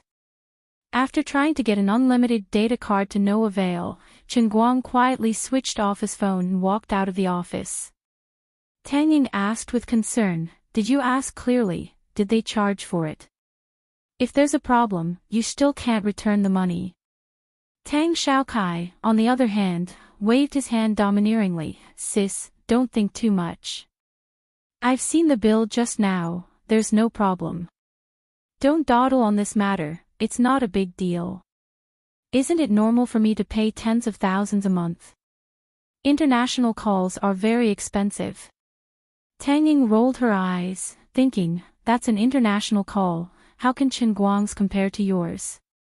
Chen Guang looked at Tang Xiaokai with embarrassment. "There's no problem with the phone bill, I didn't expect it to be so much, I'm really sorry. Otherwise, I'll return the money to you." As he spoke, he pretended to take out his wallet, but Tang Xiaokai immediately stopped him, "Don't. Bro Chen Guang, if you return the money to me, we can't be friends anymore. Even if you're my sister's friend, I still won't acknowledge you, isn't that embarrassing me? Ayaya, how can I do that? But money is easy to come by, friends are hard to find, I'll acknowledge you as my friend." Chen Guang decisively put away his supernatural power. Tang Ying, who knew his background, could only roll her eyes at his antics. Why didn't she realize how shameless this guy was before? This Western restaurant named Beckham's Bistro did have a long history. If translated into Chinese, it would be Beckham's Bistro. It was indeed the catering industry under the retired football star, Beckham. It had recently opened branches in the 5 capitals. Tang Xiaokai was also well informed. As soon as he returned to the country, he first inquired about the food and drinks. Tang Xiaokai and Tang Ying hadn't seen each other for a long time, so they had a lot to talk about. Chen Guang, on the other hand, was sitting at the side absent-mindedly. His mind was still full of worries about the traffic flow. Clearly, he couldn't stop Lioli from using her phone to surf the internet. Given that woman's personality, there was no point in trying to reason with her. As for turning off his phone, his phone had already turned on by itself while he was upstairs. Just now, Chen Guang also tried to turn off the traffic, but it was useless. That woman was simply a stubborn virus. This feeling was like knowing that a mosquito was sucking your blood, but you couldn't do anything about it. It was itchy and painful at the same time. Xiao Kai and I have ordered our own food. What do you want to eat? Can I help you? At that moment, Tang Ying, who was sitting next to him, bumped his shoulder with his hand. Tang Xiaokai, who was sitting opposite him, looked at Chen Guang with a playful gaze. He wanted to know how he would react. Logically speaking, he had just returned from overseas and should have gone to a Chinese restaurant. He decided to come here because he saw Chen Guang's Rena and felt that this guy was a bit of a loser. Therefore, he deliberately decided to come here to eat Western food and embarrass this guy a little. Although they had talked things out and their relationship had eased, Tang Xiaokai still felt a little mischievous and expectant at this moment. To his surprise, Chen Guang shook his head and casually took the menu. He ordered the Western food that he often ate on the Inn Royal and then handed the menu to the waiter. Tang Ying already knew that Chen Guang's English was very good, so she wasn't surprised. Instead, Tang Xiaokai was shocked. He looked at Chen Guang with a slightly surprised expression, thinking that this guy was hiding his strength. When the dishes were served one after another, Chen Guang once again revealed his extremely skilled knife and fork skills, cutting the steak on his plate like a piece of art. This time, not only Tang Xiaokai, but even Tang Ying couldn't help but ask him in surprise, "I didn't know that you could adapt to Western food. Do you eat it often?" Chen Guang was stunned. He knew that he had accidentally let the cat out of the bag. How could he possibly tell them that he had been eating Western food in his own cup for 20 years? He just chuckled and said, "Not often, but I knew that today's scene would happen. That's why I learned this from the movies. I'm just waiting for this opportunity to show it off." Tang Ying and Tang Xiaokai were amused by him.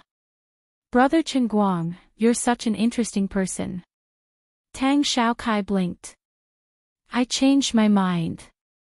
If my sister really likes you, I don't mind that my future brother-in-law is younger than me." "Shut up." Tang Ying stepped on Tang Xiaokai's foot under the table. Chen Guang only smiled. He picked up his cup and took a sip of water.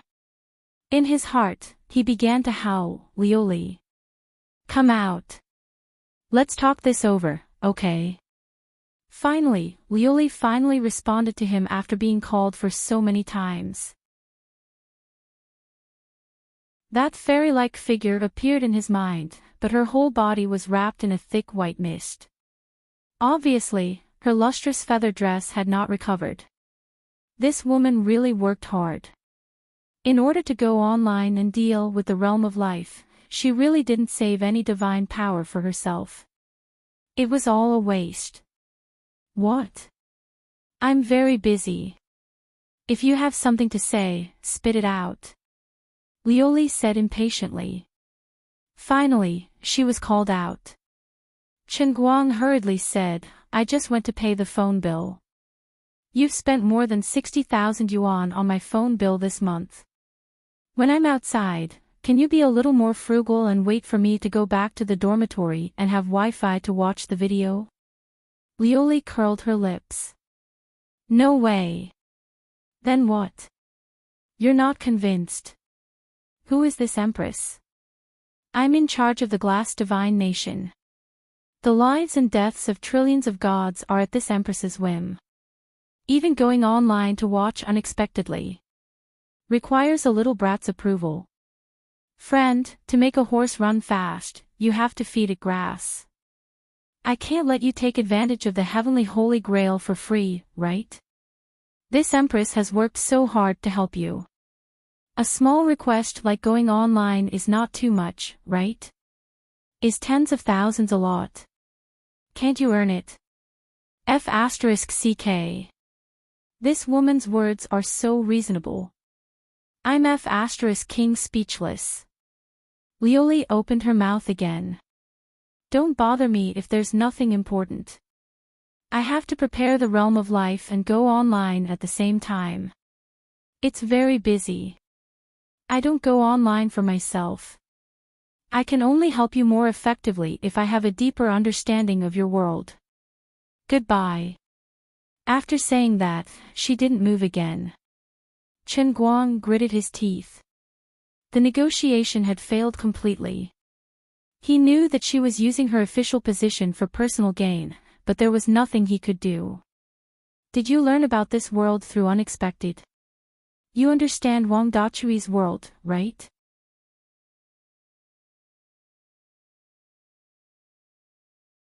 Chapter 209. While Chen Guang and the glazed deity emperor were negotiating in their hearts, there was an unforeseen event outside. An acquaintance of Tang Xiaokai happened to come to the restaurant and went straight to where the three of them were sitting. Brother Xiaokai, why are you here to eat too? What a coincidence. Is it convenient for me to borrow your car? Why don't I give you a more business-looking car? Tang Xiaokai smiled at the person. Didn't you tell me about this place? Zhongbai, let me introduce you. You know my sister, Tang Ying, and this is my sister's friend, Brother Chen Guang. Chen Guang was actually younger than Tang Xiaokai, but because of Tang Ying, Tang Xiaokai subconsciously used the word brother when he introduced Chen Guang. The person who came was Tang Xiaokai's childhood friend, the person who lent him the Maserati, Zhongbai.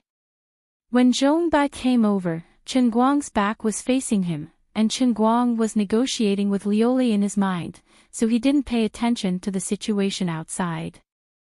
Otherwise, he would have known who Zhongbai was the moment he heard his voice. Zhongbai turned to look in the direction Tang Xiaokai was pointing at, and he exclaimed, Car. Brother Chen Guang. Why are you here too? Ha. F***ck. Chen Guang had just come back to his senses when he looked up to see Zhongbai's big face right in front of him.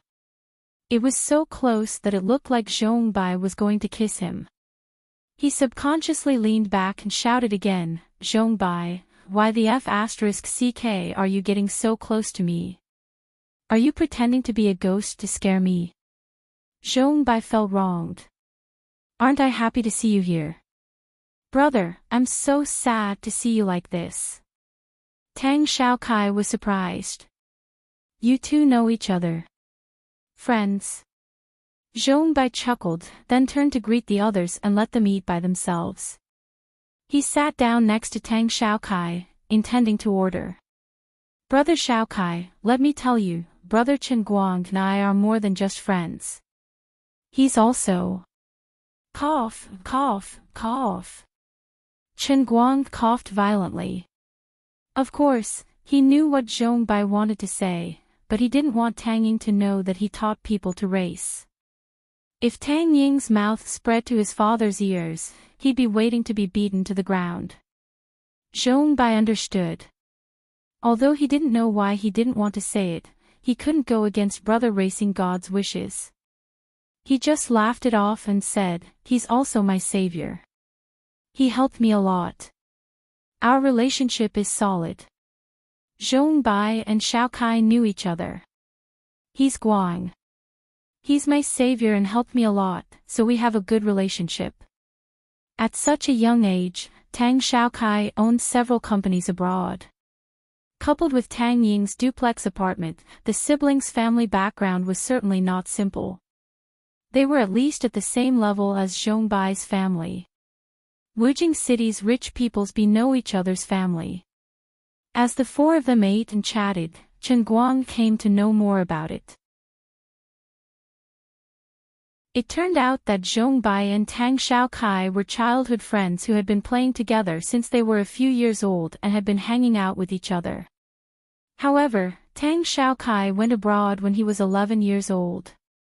Now, Tang Xiaokai had become a well-known business genius abroad, but Zhong Bai still led a group of buddies to support his racing business. Halfway through the meal, Tang Xiaokai tried to persuade Zhong Bai. I heard that you guys are still racing. When are you going to get rid of that stupid habit? I'm always worried that something will happen. We're not young anymore. Sooner or later, you'll be ready to take over. Why don't you get ready? Glancing at Chen Guang with a guilty conscience, Zhong Bai explained, Big brother Xiao Kai, you don't understand. That feeling of racing to the limit is akin to taking drugs. We're addicted to racing, and that's why I'm here. Of course, it won't last for 2 years. In a while, my dad is going to let me go to Gokyo University to try to get an MBA. After I finish, I'll be doing the same thing as you. You have to teach me more. You're good at it. When Chen Guang heard that, he felt his balls shattering. Tang Xiaokai was trying to ruin his business. If Zhong Bai stopped racing and became an MBA, then his training class would be useless. Tang Xiaokai was about to say something when his phone suddenly rang. He smiled and said, I've been idle for almost an hour, and I haven't received any work calls. I'm not used to it. He didn't avoid them and answered the call.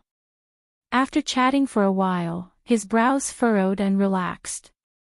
Chen Guang listened attentively. Tang Xiaokai's business abroad was big and varied. Apart from the pharmaceutical company Puss Corporation, he was also involved in many other fields. He was just talking about an environmental protection company. It sounded like the company had encountered difficulties in the research and development of a new process, and his subordinates were reporting the situation to him. High concentration, high pH, and toxic extraction wastewater treatment process.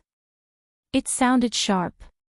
Even the experts and teachers in the college couldn't handle it, right? Chen Guang also majored in environmental science, but he's only a third-year student. On the other hand, the other party was the CEO of a listed environmental protection company with countless people under his name. Hence, it wasn't his turn to act cool in this field. Hence, he kept his silence. After everyone had eaten, Chen Guang planned to go back to school. Tang Ying and Tang Xiaokai were going back to Guanghua Street, and Zhong Bai followed Chen Guang. Brother Chen Guang, many people have asked me again. Everyone is waiting for you to open the second training class. When will you be free? Zhong Bai said while rubbing his hands excitedly. It was very difficult for others to learn the second class after learning the first one. Only he could learn it again and again. Of course, he was happy. Chen Guang thought for a moment and calculated that Patek Philippe was not very short of money. He also had exams recently, so he didn't have the energy to do training classes. Anyway, money and people were there, and he could earn it at any time. So he waved his hand and said, I have final exams recently, and there are a lot of things to do at home. Let's talk about it during the summer. Is that so? Zhong Bai was a little disappointed, but he immediately became excited again. Brother Chen Guang, 2 days ago Wang Qing told me that he ran into you in Phoenix Spring Mountain. To be honest, Wang Qing really does have some ability. He's more talented than me. Yesterday, he raced to an average speed of 105 kilometers per hour. He thought about it. When he can use that GTR to run to 100 kilometers per hour, he will immediately go to Hong Kong to show off. I really envy his talent. What I said to Brother Shao Kai just now was true. We won't be able to race for a few years. If one of us can make a name for ourselves in the mid-mountain racetrack, it won't be in vain for so many years. As soon as Zhong Bai mentioned Wang Qing, Chen Guang frowned. He felt that the kid was too crazy and waved his hand impatiently. Didn't he tell you that I persuaded him? Zhong Bai shook his head. He did. But you also know that we can't persuade him. Besides, before we met you, we really thought that our level would be like this for the rest of our lives. After seeing you race, we know what real racing is. You can't open the door to a new world for us with your own hands and expect to pull us back, can you?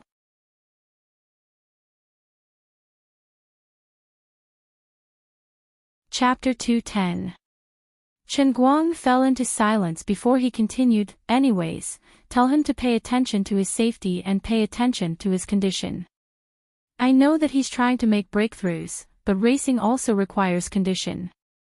He can't challenge his limits when he's already at his limit. Zhong Bai didn't think much of it and just replied, all right, I got it. If there's nothing else, I'll be leaving first. He ran off after saying that. He was a little afraid of Chen Guang's lecture. Looking at Zhong Bai's excited back view, Chen Guang sighed slightly. At that moment, he felt a little regretful. By the time Chen Guang returned to his dormitory, it was already 10 o'clock at night. He tossed his phone aside and went to bed. Just as he was about to put a barely satisfactory end to this unlucky day, Tang Ying's message came. Chen Guang glanced at it and was so shocked that he didn't even have the courage to reply. This great doctor was actually still thinking about that matter. She wrote in the message, "You're still young. Don't give up on treatment. It's not a big problem if it's short. I'll help you." Thank you, Dr. Tang. What a vengeful spirit. There was no end to it. Chen Guang really wanted to curse at that moment, but in the end, he could only force out one sentence, hunting in the wilderness. He didn't dare to reply. After all, she was his mother's doctor. If he ignored her, she could do whatever she wanted. Holding his phone, he thought of something else. It seemed like he couldn't stop Lioli from going online anymore. Wouldn't he really have to bear tens of thousands of yuan in phone bills every month in the future? Thinking of this, he felt an inexplicable sadness. The 10,086 yuan was unreasonable. Why couldn't 4G give him an unlimited monthly data usage card? Even if it cost 10,000 yuan a month, he would get it. Based on the current situation, he would have to bear tens of thousands of yuan in phone bills every month. It was a little crazy. No, he had to think of a way later. No matter what, he had to find some connections to get an internal card. Otherwise, it would be too much. Here came the problem. To get such a card, one had to at least have a solid relationship with a telecommunications company and a position with real power. I don't know such a person. Forget it, there will always be a way out. I throw away my phone and sleep. Chen Guang did not expect that the thing he had been worried about would happen so quickly and so violently. It was like a boulder had descended from the sky and fiercely smashed onto his head, causing his head to bleed, and he was in unbearable pain. He only found out about it at noon the next day. No one informed him, but a few people in his class bragged about a piece of news that had nothing to do with them. These people treated this as an interesting topic of conversation, but it made Chen Guang jump out of his chair. He didn't even have time to put away the reference books and exercises. He rushed out of the study room in a daze. The title of the news was "Luxury Cars Rushing Off the Cliff, Top Supercars Burned." At that time, Bai Nyingzi put the phone in front of Qin Guang and said with a smile, "Brother Guang, look at these people. If they are rich, then so be it. Why did they race when they have nothing to do? Isn't this retribution?" Qin Guang turned his head and looked. In the photo, there was almost only an empty frame left. It was a GTR. Although he couldn't recognize the license plate number at all, there was a terrible voice in Qin Guang's heart, telling him that this was Wang Qing's GTR. Sure enough, the first paragraph of the following news said, at about 9:00 last night, there was a tragic car accident in Fenghuan Mountain. A white Nissan GTR lost control and rushed down Fenghuan Mountain. After a violent explosion, it was burned. According to the investigation by the traffic department, there was only one driver in the car at the time of the accident. There was no suspicion of drunk driving, but it was obvious that he was speeding. When the reporter left Wujing City Hospital, the driver was still in emergency and his life was not out of danger. Something had happened to Wang Qing. Qin Guang couldn't describe his mood when he rushed to Wujing City Hospital. When he appeared outside the emergency room, Wang Qing still hadn't come out. A large group of people gathered outside, some of whom he knew were Zhong Bai and the others. Most of the people he didn't know were probably Wang Qing's family. The accident had happened last night. Until now, these people were still standing or sitting, waiting here. Needless to say, they were exhausted. Although there were no heart-wrenching cries, the haze that filled the air was even thicker. From time to time, someone would sob softly, the sound of his nose twitching was so ear-piercing. The emergency room's indicator light was still dazzling. The people coming and going in the hospital didn't seem to exist in Qin Guang's eyes. The only thing reflected in his eyes was the tightly shut emergency room door, which was like a black hole. Logically speaking, Qin Guang and Wang Qing weren't close at all. They had only met each other twice. They wanted to learn how to race, so he took their money and taught them how to race. At most, they had a teacher-student relationship of employment. But what did that count for? Which driving schoolmaster would feel heartache because one of his countless students died in a car accident that he didn't know well with? You've graduated from my school, so you have nothing to do with me. I have no reason or obligation to care about your life or death, and I have no reason to bear any legal responsibility for your accident. Qin Guang had been trying to convince himself with these words for a long time, but he found that he couldn't do it. It was useless. The bursts of self-blame and Wang Qing's bright eyes, which were filled with fanaticism, kept echoing in his mind. He wasn't a driving schoolmaster, and what he taught was not ordinary driving skills, but the means of racing. If he hadn't shown Wang Qing the godly racing skills that ordinary people couldn't do, how could he have risked his life to challenge the limits that he couldn't even touch? How could he have lost control of the car and run down the cliff? Qin Guang had never claimed to be a saint, but at this moment, he couldn't help but put the blame on himself. It was like a dagger. Every time it was pushed in, the blood in the heart would flow out 3 times more. As Qin Guang walked forward, Zhong Bai, who was resting on a chair with his hand supporting his head, happened to look up. When he saw Qin Guang, his expression changed slightly, and he quickly got up and walked over to Qin Guang. Qin Guang looked at Zhong Bai, who had 2 huge dark circles under his eyes. Obviously, he hadn't slept since last night. Qin Guang opened his mouth and was about to ask Zhong Bai what was going on. However, Zhong Bai suddenly grabbed his shoulder and pushed him back, saying in a low voice, "Why are you here?" Qin Guang was pushed back by Zhong Bai, but he broke free of his hand. "Why can't I be here? Why didn't you tell me? After something like this happened, do you think I can act as if nothing happened?" The movement of the 2 slightly attracted the people near the resuscitation room.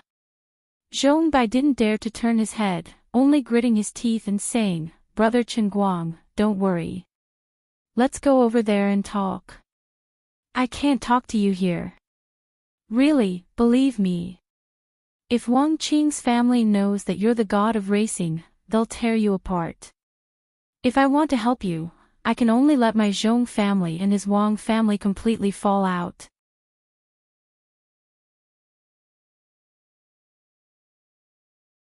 Chapter 211. Chen Guang's face darkened. He really hadn't thought of what Zhongbai said. He suddenly lost his strength and was pushed to the far corner by Zhongbai like a walking corpse. Brother Chen Guang, I know you're upset. I didn't inform you because I was afraid you'd blame yourself. It's really meaningless to look into who's right and who's wrong. It's really not your fault. He wanted to risk his life. Last night, his fastest time was 109 meters. Everyone saw that he was very tired and advised him to stop running, but he refused to listen. He said that his hand was completely warm and insisted on running one last time. In a spurt of energy, he broke 110 meters. Lu Fei and the others couldn't persuade him. At that time, he had been racing for 6 hours straight. As Zhongbai spoke, he shook Chen Guang's shoulder in an attempt to wake the latter up. Seeing that Chen Guang didn't move, Zhongbai said again, "It's not just you. In fact, I'm also at fault. You said that to me yesterday, but I didn't care at all. They were practicing on Phoenix Spring Mountain, and I didn't go. If I had listened to you and stopped Wang Qing, perhaps he wouldn't have made that last trip. If you want to blame someone, shouldn't it be me?" Chen Guang gradually recovered his spirit. He looked up at Zhongbai and asked, "Do you really think I'm not at fault?" Zhongbai was silent. He knew that Chen Guang had reached a dead end and couldn't be persuaded. Zhongbai gritted his teeth and decided to say what he was really worried about. "I can only say this to you. Do you think I can let you go and take the blame for it on me? Do you know who Wang Qing's father is?" "Who is it?" "Wang Guoxiong. I don't know if you've heard of this name. I can only tell you that in Wujing City, as long as you see a foot massage center or a men's spa, there is almost no one that the Wang family doesn't own. Now their whole family is sad and angry. If they know that you're the god who taught Wang Qing how to drive, even if I bite the bullet and want to protect you, I may not be able to protect you. They won't be able to figure out the reason behind it and will only vent all their wrongs on you." As Zhongbai spoke, he squeezed Chen Guang's shoulder hard. He was really afraid of this situation. Chen Guang woke up slowly and shook his head with a bitter smile. You're right, you're right. Thank you. Okay, I'll go back first. I've been here for too long. If they ask me later, I'll just explain to them that you're a friend who came to help me deliver something. Don't get involved in this anymore. Wang Qing hasn't come out of the resuscitation room yet, but that doesn't mean there's no hope at all. Brother Chen Guang, you should go back first." After Zhongbai finished speaking, he did not dare to delay any longer. He quickly turned around and walked toward the resuscitation room. Chen Guang stood in the corner and looked at Zhongbai's back. He was silent for a long time, but he did not leave. Instead, he turned around and sat on the other side of the long corridor of the hospital building. He was at least 50 to 60 meters away from Zhongbai as he looked in his direction. He curled up his body and hid himself deep in the crowd. He only looked at the tightly shut doors of the resuscitation room with a pair of complicated eyes. After some time, the crowd on the other side became noisy again. The doors of the resuscitation room were finally opened. Chen Guang did not get up. He continued to watch quietly. A group of exhausted people in white coats filed out from inside, but the hospital bed was nowhere to be seen. Wang Qing's family, Zhongbai, and the others surrounded one of the people in white coats. They asked a lot of questions and chatted a lot. The doctor patiently explained everything to everyone. The crowd did not show any signs of ecstasy, but they did not become any more gloomy either. They just continued to look in the direction of the resuscitation room with worried eyes. The doctor, who was surrounded by the crowd, finally cupped his hands apologetically to everyone. Then he walked in Chen Guang's direction. She took 2 steps, and her body seemed to be a little unsteady. She staggered a little, but she immediately stood up straight with the help of the handrail. She lifted the hat that was tightly wrapped around her head, revealing her long hair. She swung it slightly. She pulled off her mask as she walked. She stood on the spot and panted heavily for a long time before she finally walked forward again. Chen Guang looked at this person from afar. His eyes lit up. It was Tang Ying. Chen Guang. What are you doing here? When Tang Ying walked over, Chen Guang was the first to speak. Chen Guang stood up and looked in the direction of the resuscitation room. He did not answer her. You just came out of the resuscitation room, right? Tang Ying nodded. Yeah. Let's talk as we walk. I haven't slept since I was called here at 4:00 in the morning. I entered the operating theater at 6 o'clock, and I've been performing surgeries for more than 8 hours.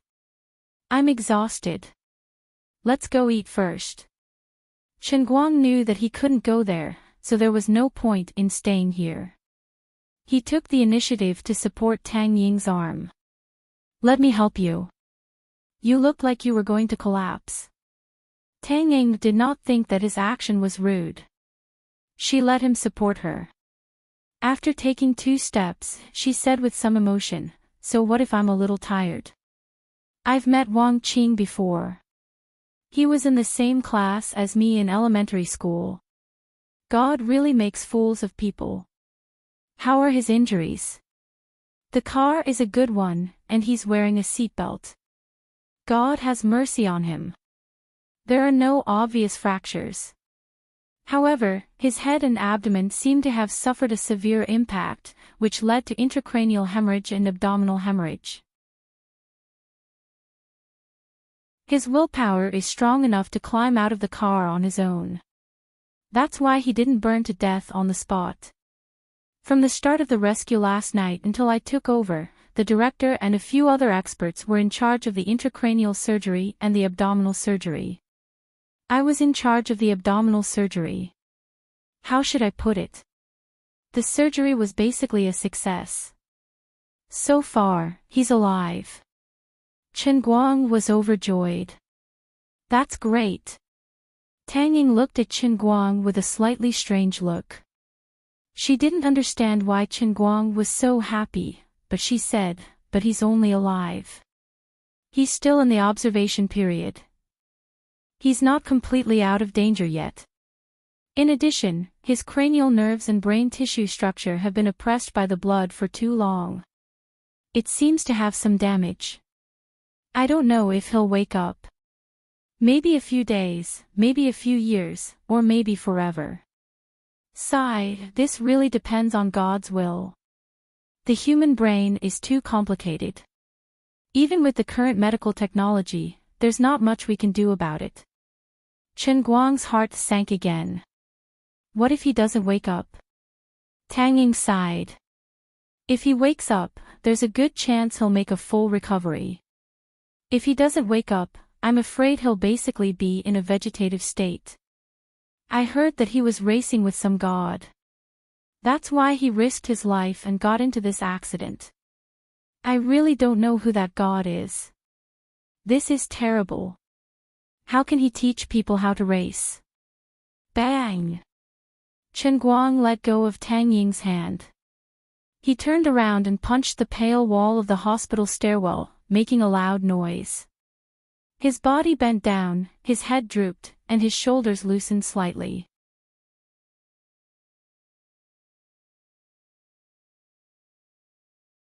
Chapter 212. Tang Ying was shocked by his actions. She held his back from the side and asked loudly, What's wrong with you? Chen Guang turned to look at Tang Ying. That racing god was me. Then, ignoring Tang Ying's reaction, he slowly squatted down with his hands on his head. He felt cold all over and said in a trembling voice, "I really didn't want this to happen. It's all my fault. If I wasn't greedy for the 100,000 yuan I could earn that day, I wouldn't have thought of teaching them how to race. I knew they wouldn't be able to learn, but I really didn't expect Wang Qing to work so hard." Tang Ying was stunned for a long time. She looked down at Chen Guang, who was squatting on the ground with his hands on his head. Her heart was filled with complicated feelings. She finally understood why Chen Guang was here today. He was usually so cheerful, but now he looked so abnormal. If he was the racing god, then things would be easy to explain. Admittedly, Tang Ying was blaming the god of war, but if that person was Chen Guang, then it's not like she couldn't understand. As the attending doctor for Chen Guang's mother, Tang Ying knew very well how much financial pressure he and his father faced. Teaching people to race could earn 100,000 yuan a day. For Chen Guang, who was born into an ordinary family and faced great pressure, it was an irresistible temptation. Tang Ying didn't need Chen Guang to explain anything. She completely understood his difficulties. Tang Ying, who often sat in Chen Guang's car, knew that he didn't like racing at all. On the contrary, he abided by the traffic rules and didn't even race for yellow lights. Ignoring the strange looks from passers-by, Tang Ying squatted down next to Chen Guang. She stretched out her right hand and hugged his shoulder tightly. She whispered in his ear, "I didn't know what happened just now. I'm sorry, I don't really blame you. Maybe you really are at fault, but I know you have your own difficulties. You don't have any bad intentions. It's just a coincidence that you ended up like this. Life was like this. There were always many things that went beyond one's control. It's not like there's no hope for Wang Qing now. The Wangs will do everything they can to save him. Since it's already happened, there's no point in being sad. Go to my dorm and rest." Seeing that Chen Guang's emotions weren't stable, Tang Ying didn't head out for a meal. Instead, she brought Chen Guang back to her dorm room and told him to rest and sort out his thoughts. As for Tang Ying, she sat in the dorm room for a while before getting her assistant to buy her a bento. After eating it, she fell asleep on the other bed. Lying on Tang Ying's dormitory in the hospital, Chen Guang's mind was in a mess. In his daze, he gradually fell asleep, and when he opened his eyes again, it was already 5 p.m. When he turned, he saw that Tang Ying was still lying on the top. He and Tang, he didn't have with her. He. Ing. He. She. She. She. She, Guang. Chen Guang turned his head again. He looked at the sun outside. It was already halfway down. He couldn't bear to blink when the dazzling sunlight shone into his eyes. Chen Guang knew that he didn't have much time or right to be sad. His mother's kidney transplant would be in 9 days. He was like a clay bodhisattva crossing the river. He couldn't even protect himself. What right did he have to be depressed about other people's affairs? He still had a lot of expenses. Although he didn't have to worry about 1.2 million yuan with Patek Philippe, the money would run out sooner or later if he didn't think of something. Today was the only day left for him to suffer. Thinking this way might seem too heartless and cold-blooded. But regarding Wang Qing, Chen Guang knew that there was nothing he could do. He couldn't even go over to show his concern. He had to be careful about Wang Qing's family. He got out of bed, took out the heavenly holy grail from his bag, and took a sip of the bitter cold tea. He sighed in his heart. If there is such a thing as destiny in this world. No, there must be destiny. The bell of destiny is in my cup. Then, if God is watching, Chen Guang, the owner of the heavenly holy grail, the savior of the emperor of the Azure. I'm praying right here. Heavens, please give me face and let Wang Qing wake up, okay? Just take it that I, Chen Guang, owe you a favor. How about that? After thinking about that, he shook his head again. He felt ridiculous. Was he possessed? Suddenly, the door of Tang Ying's dorm was pushed open. A young nurse rushed in and shouted, "Dr. Tang! Dr. Tang! Patient Wang Qing has woken up." Chen Guang's hand, which was holding the heavenly Holy Grail, suddenly stopped. He was dumbfounded. Tang Ying abruptly straightened up from the bed like a spring. She wanted to jump off the bed, but her body was tripped by the railing in midair. She was about to fall from the upper berth. Chen Guang reacted quickly. He threw the cup away, got up, and opened his arms to catch Tang Ying. The two of them hugged each other, but their minds were occupied with Wang Qing's matter, so they didn't think too much about it. Tang Ying steadied herself. She quickly hid the blush on her face and followed the nurse outside. "Let's go take a look. It's a miracle." Since the accident last night, Wang Qing had been on the brink of death several times. But he had actually woken up after being in a coma for 20 hours. Chen Guang followed behind Tang Ying. He was also overwhelmed with emotions. From time to time, he would put his hand into his bag and caress the heavenly Holy Grail. His mind was in a daze. Could it be that my prayers had worked? Was the heavenly Holy Grail really that magical? Right at this moment, Liuli's voice suddenly rang in his mind. "You're narcissistic." "Yes, the heavenly Holy Grail can help you with this kind of thing. But you haven't even repaid the debt of the power of destiny the first time, and you're already thinking of a second time. Moreover, I've already said it. The price of a second time isn't something you can bear. This matter has nothing to do with me or the heavenly Holy Grail. It's just that your little apprentice has a good life. He should wake up." Chen Guang grinned. Although he was scolded by Liuli, he was still happy. The feeling of rising and falling in the blink of an eye, and seeing the light at the end of the tunnel, was really great. It didn't matter whether it was his credit or not. What was important was that the person was fine. When Chen Guang arrived outside the ICU, the crowd was already in a state of joy. However, everyone was forcefully suppressing the ecstasy in their hearts, afraid that their voices would disturb Wang Qing in the ward. Tang Ying had already rushed into the ICU. Although she was only the chief surgeon who had been transferred here temporarily, she could be the first to arrive after the patient woke up. This meant that she could give the most valuable suggestions and requests for the follow-up treatment. Chen Guang paused for a moment. He looked at Wang Qing's family and hesitated for a moment. Then, he quickened his pace and walked over. He had made a decision. There were some things that he couldn't say to Wang Qing's family. "You're tuning into the LoveLore Library YouTube channel.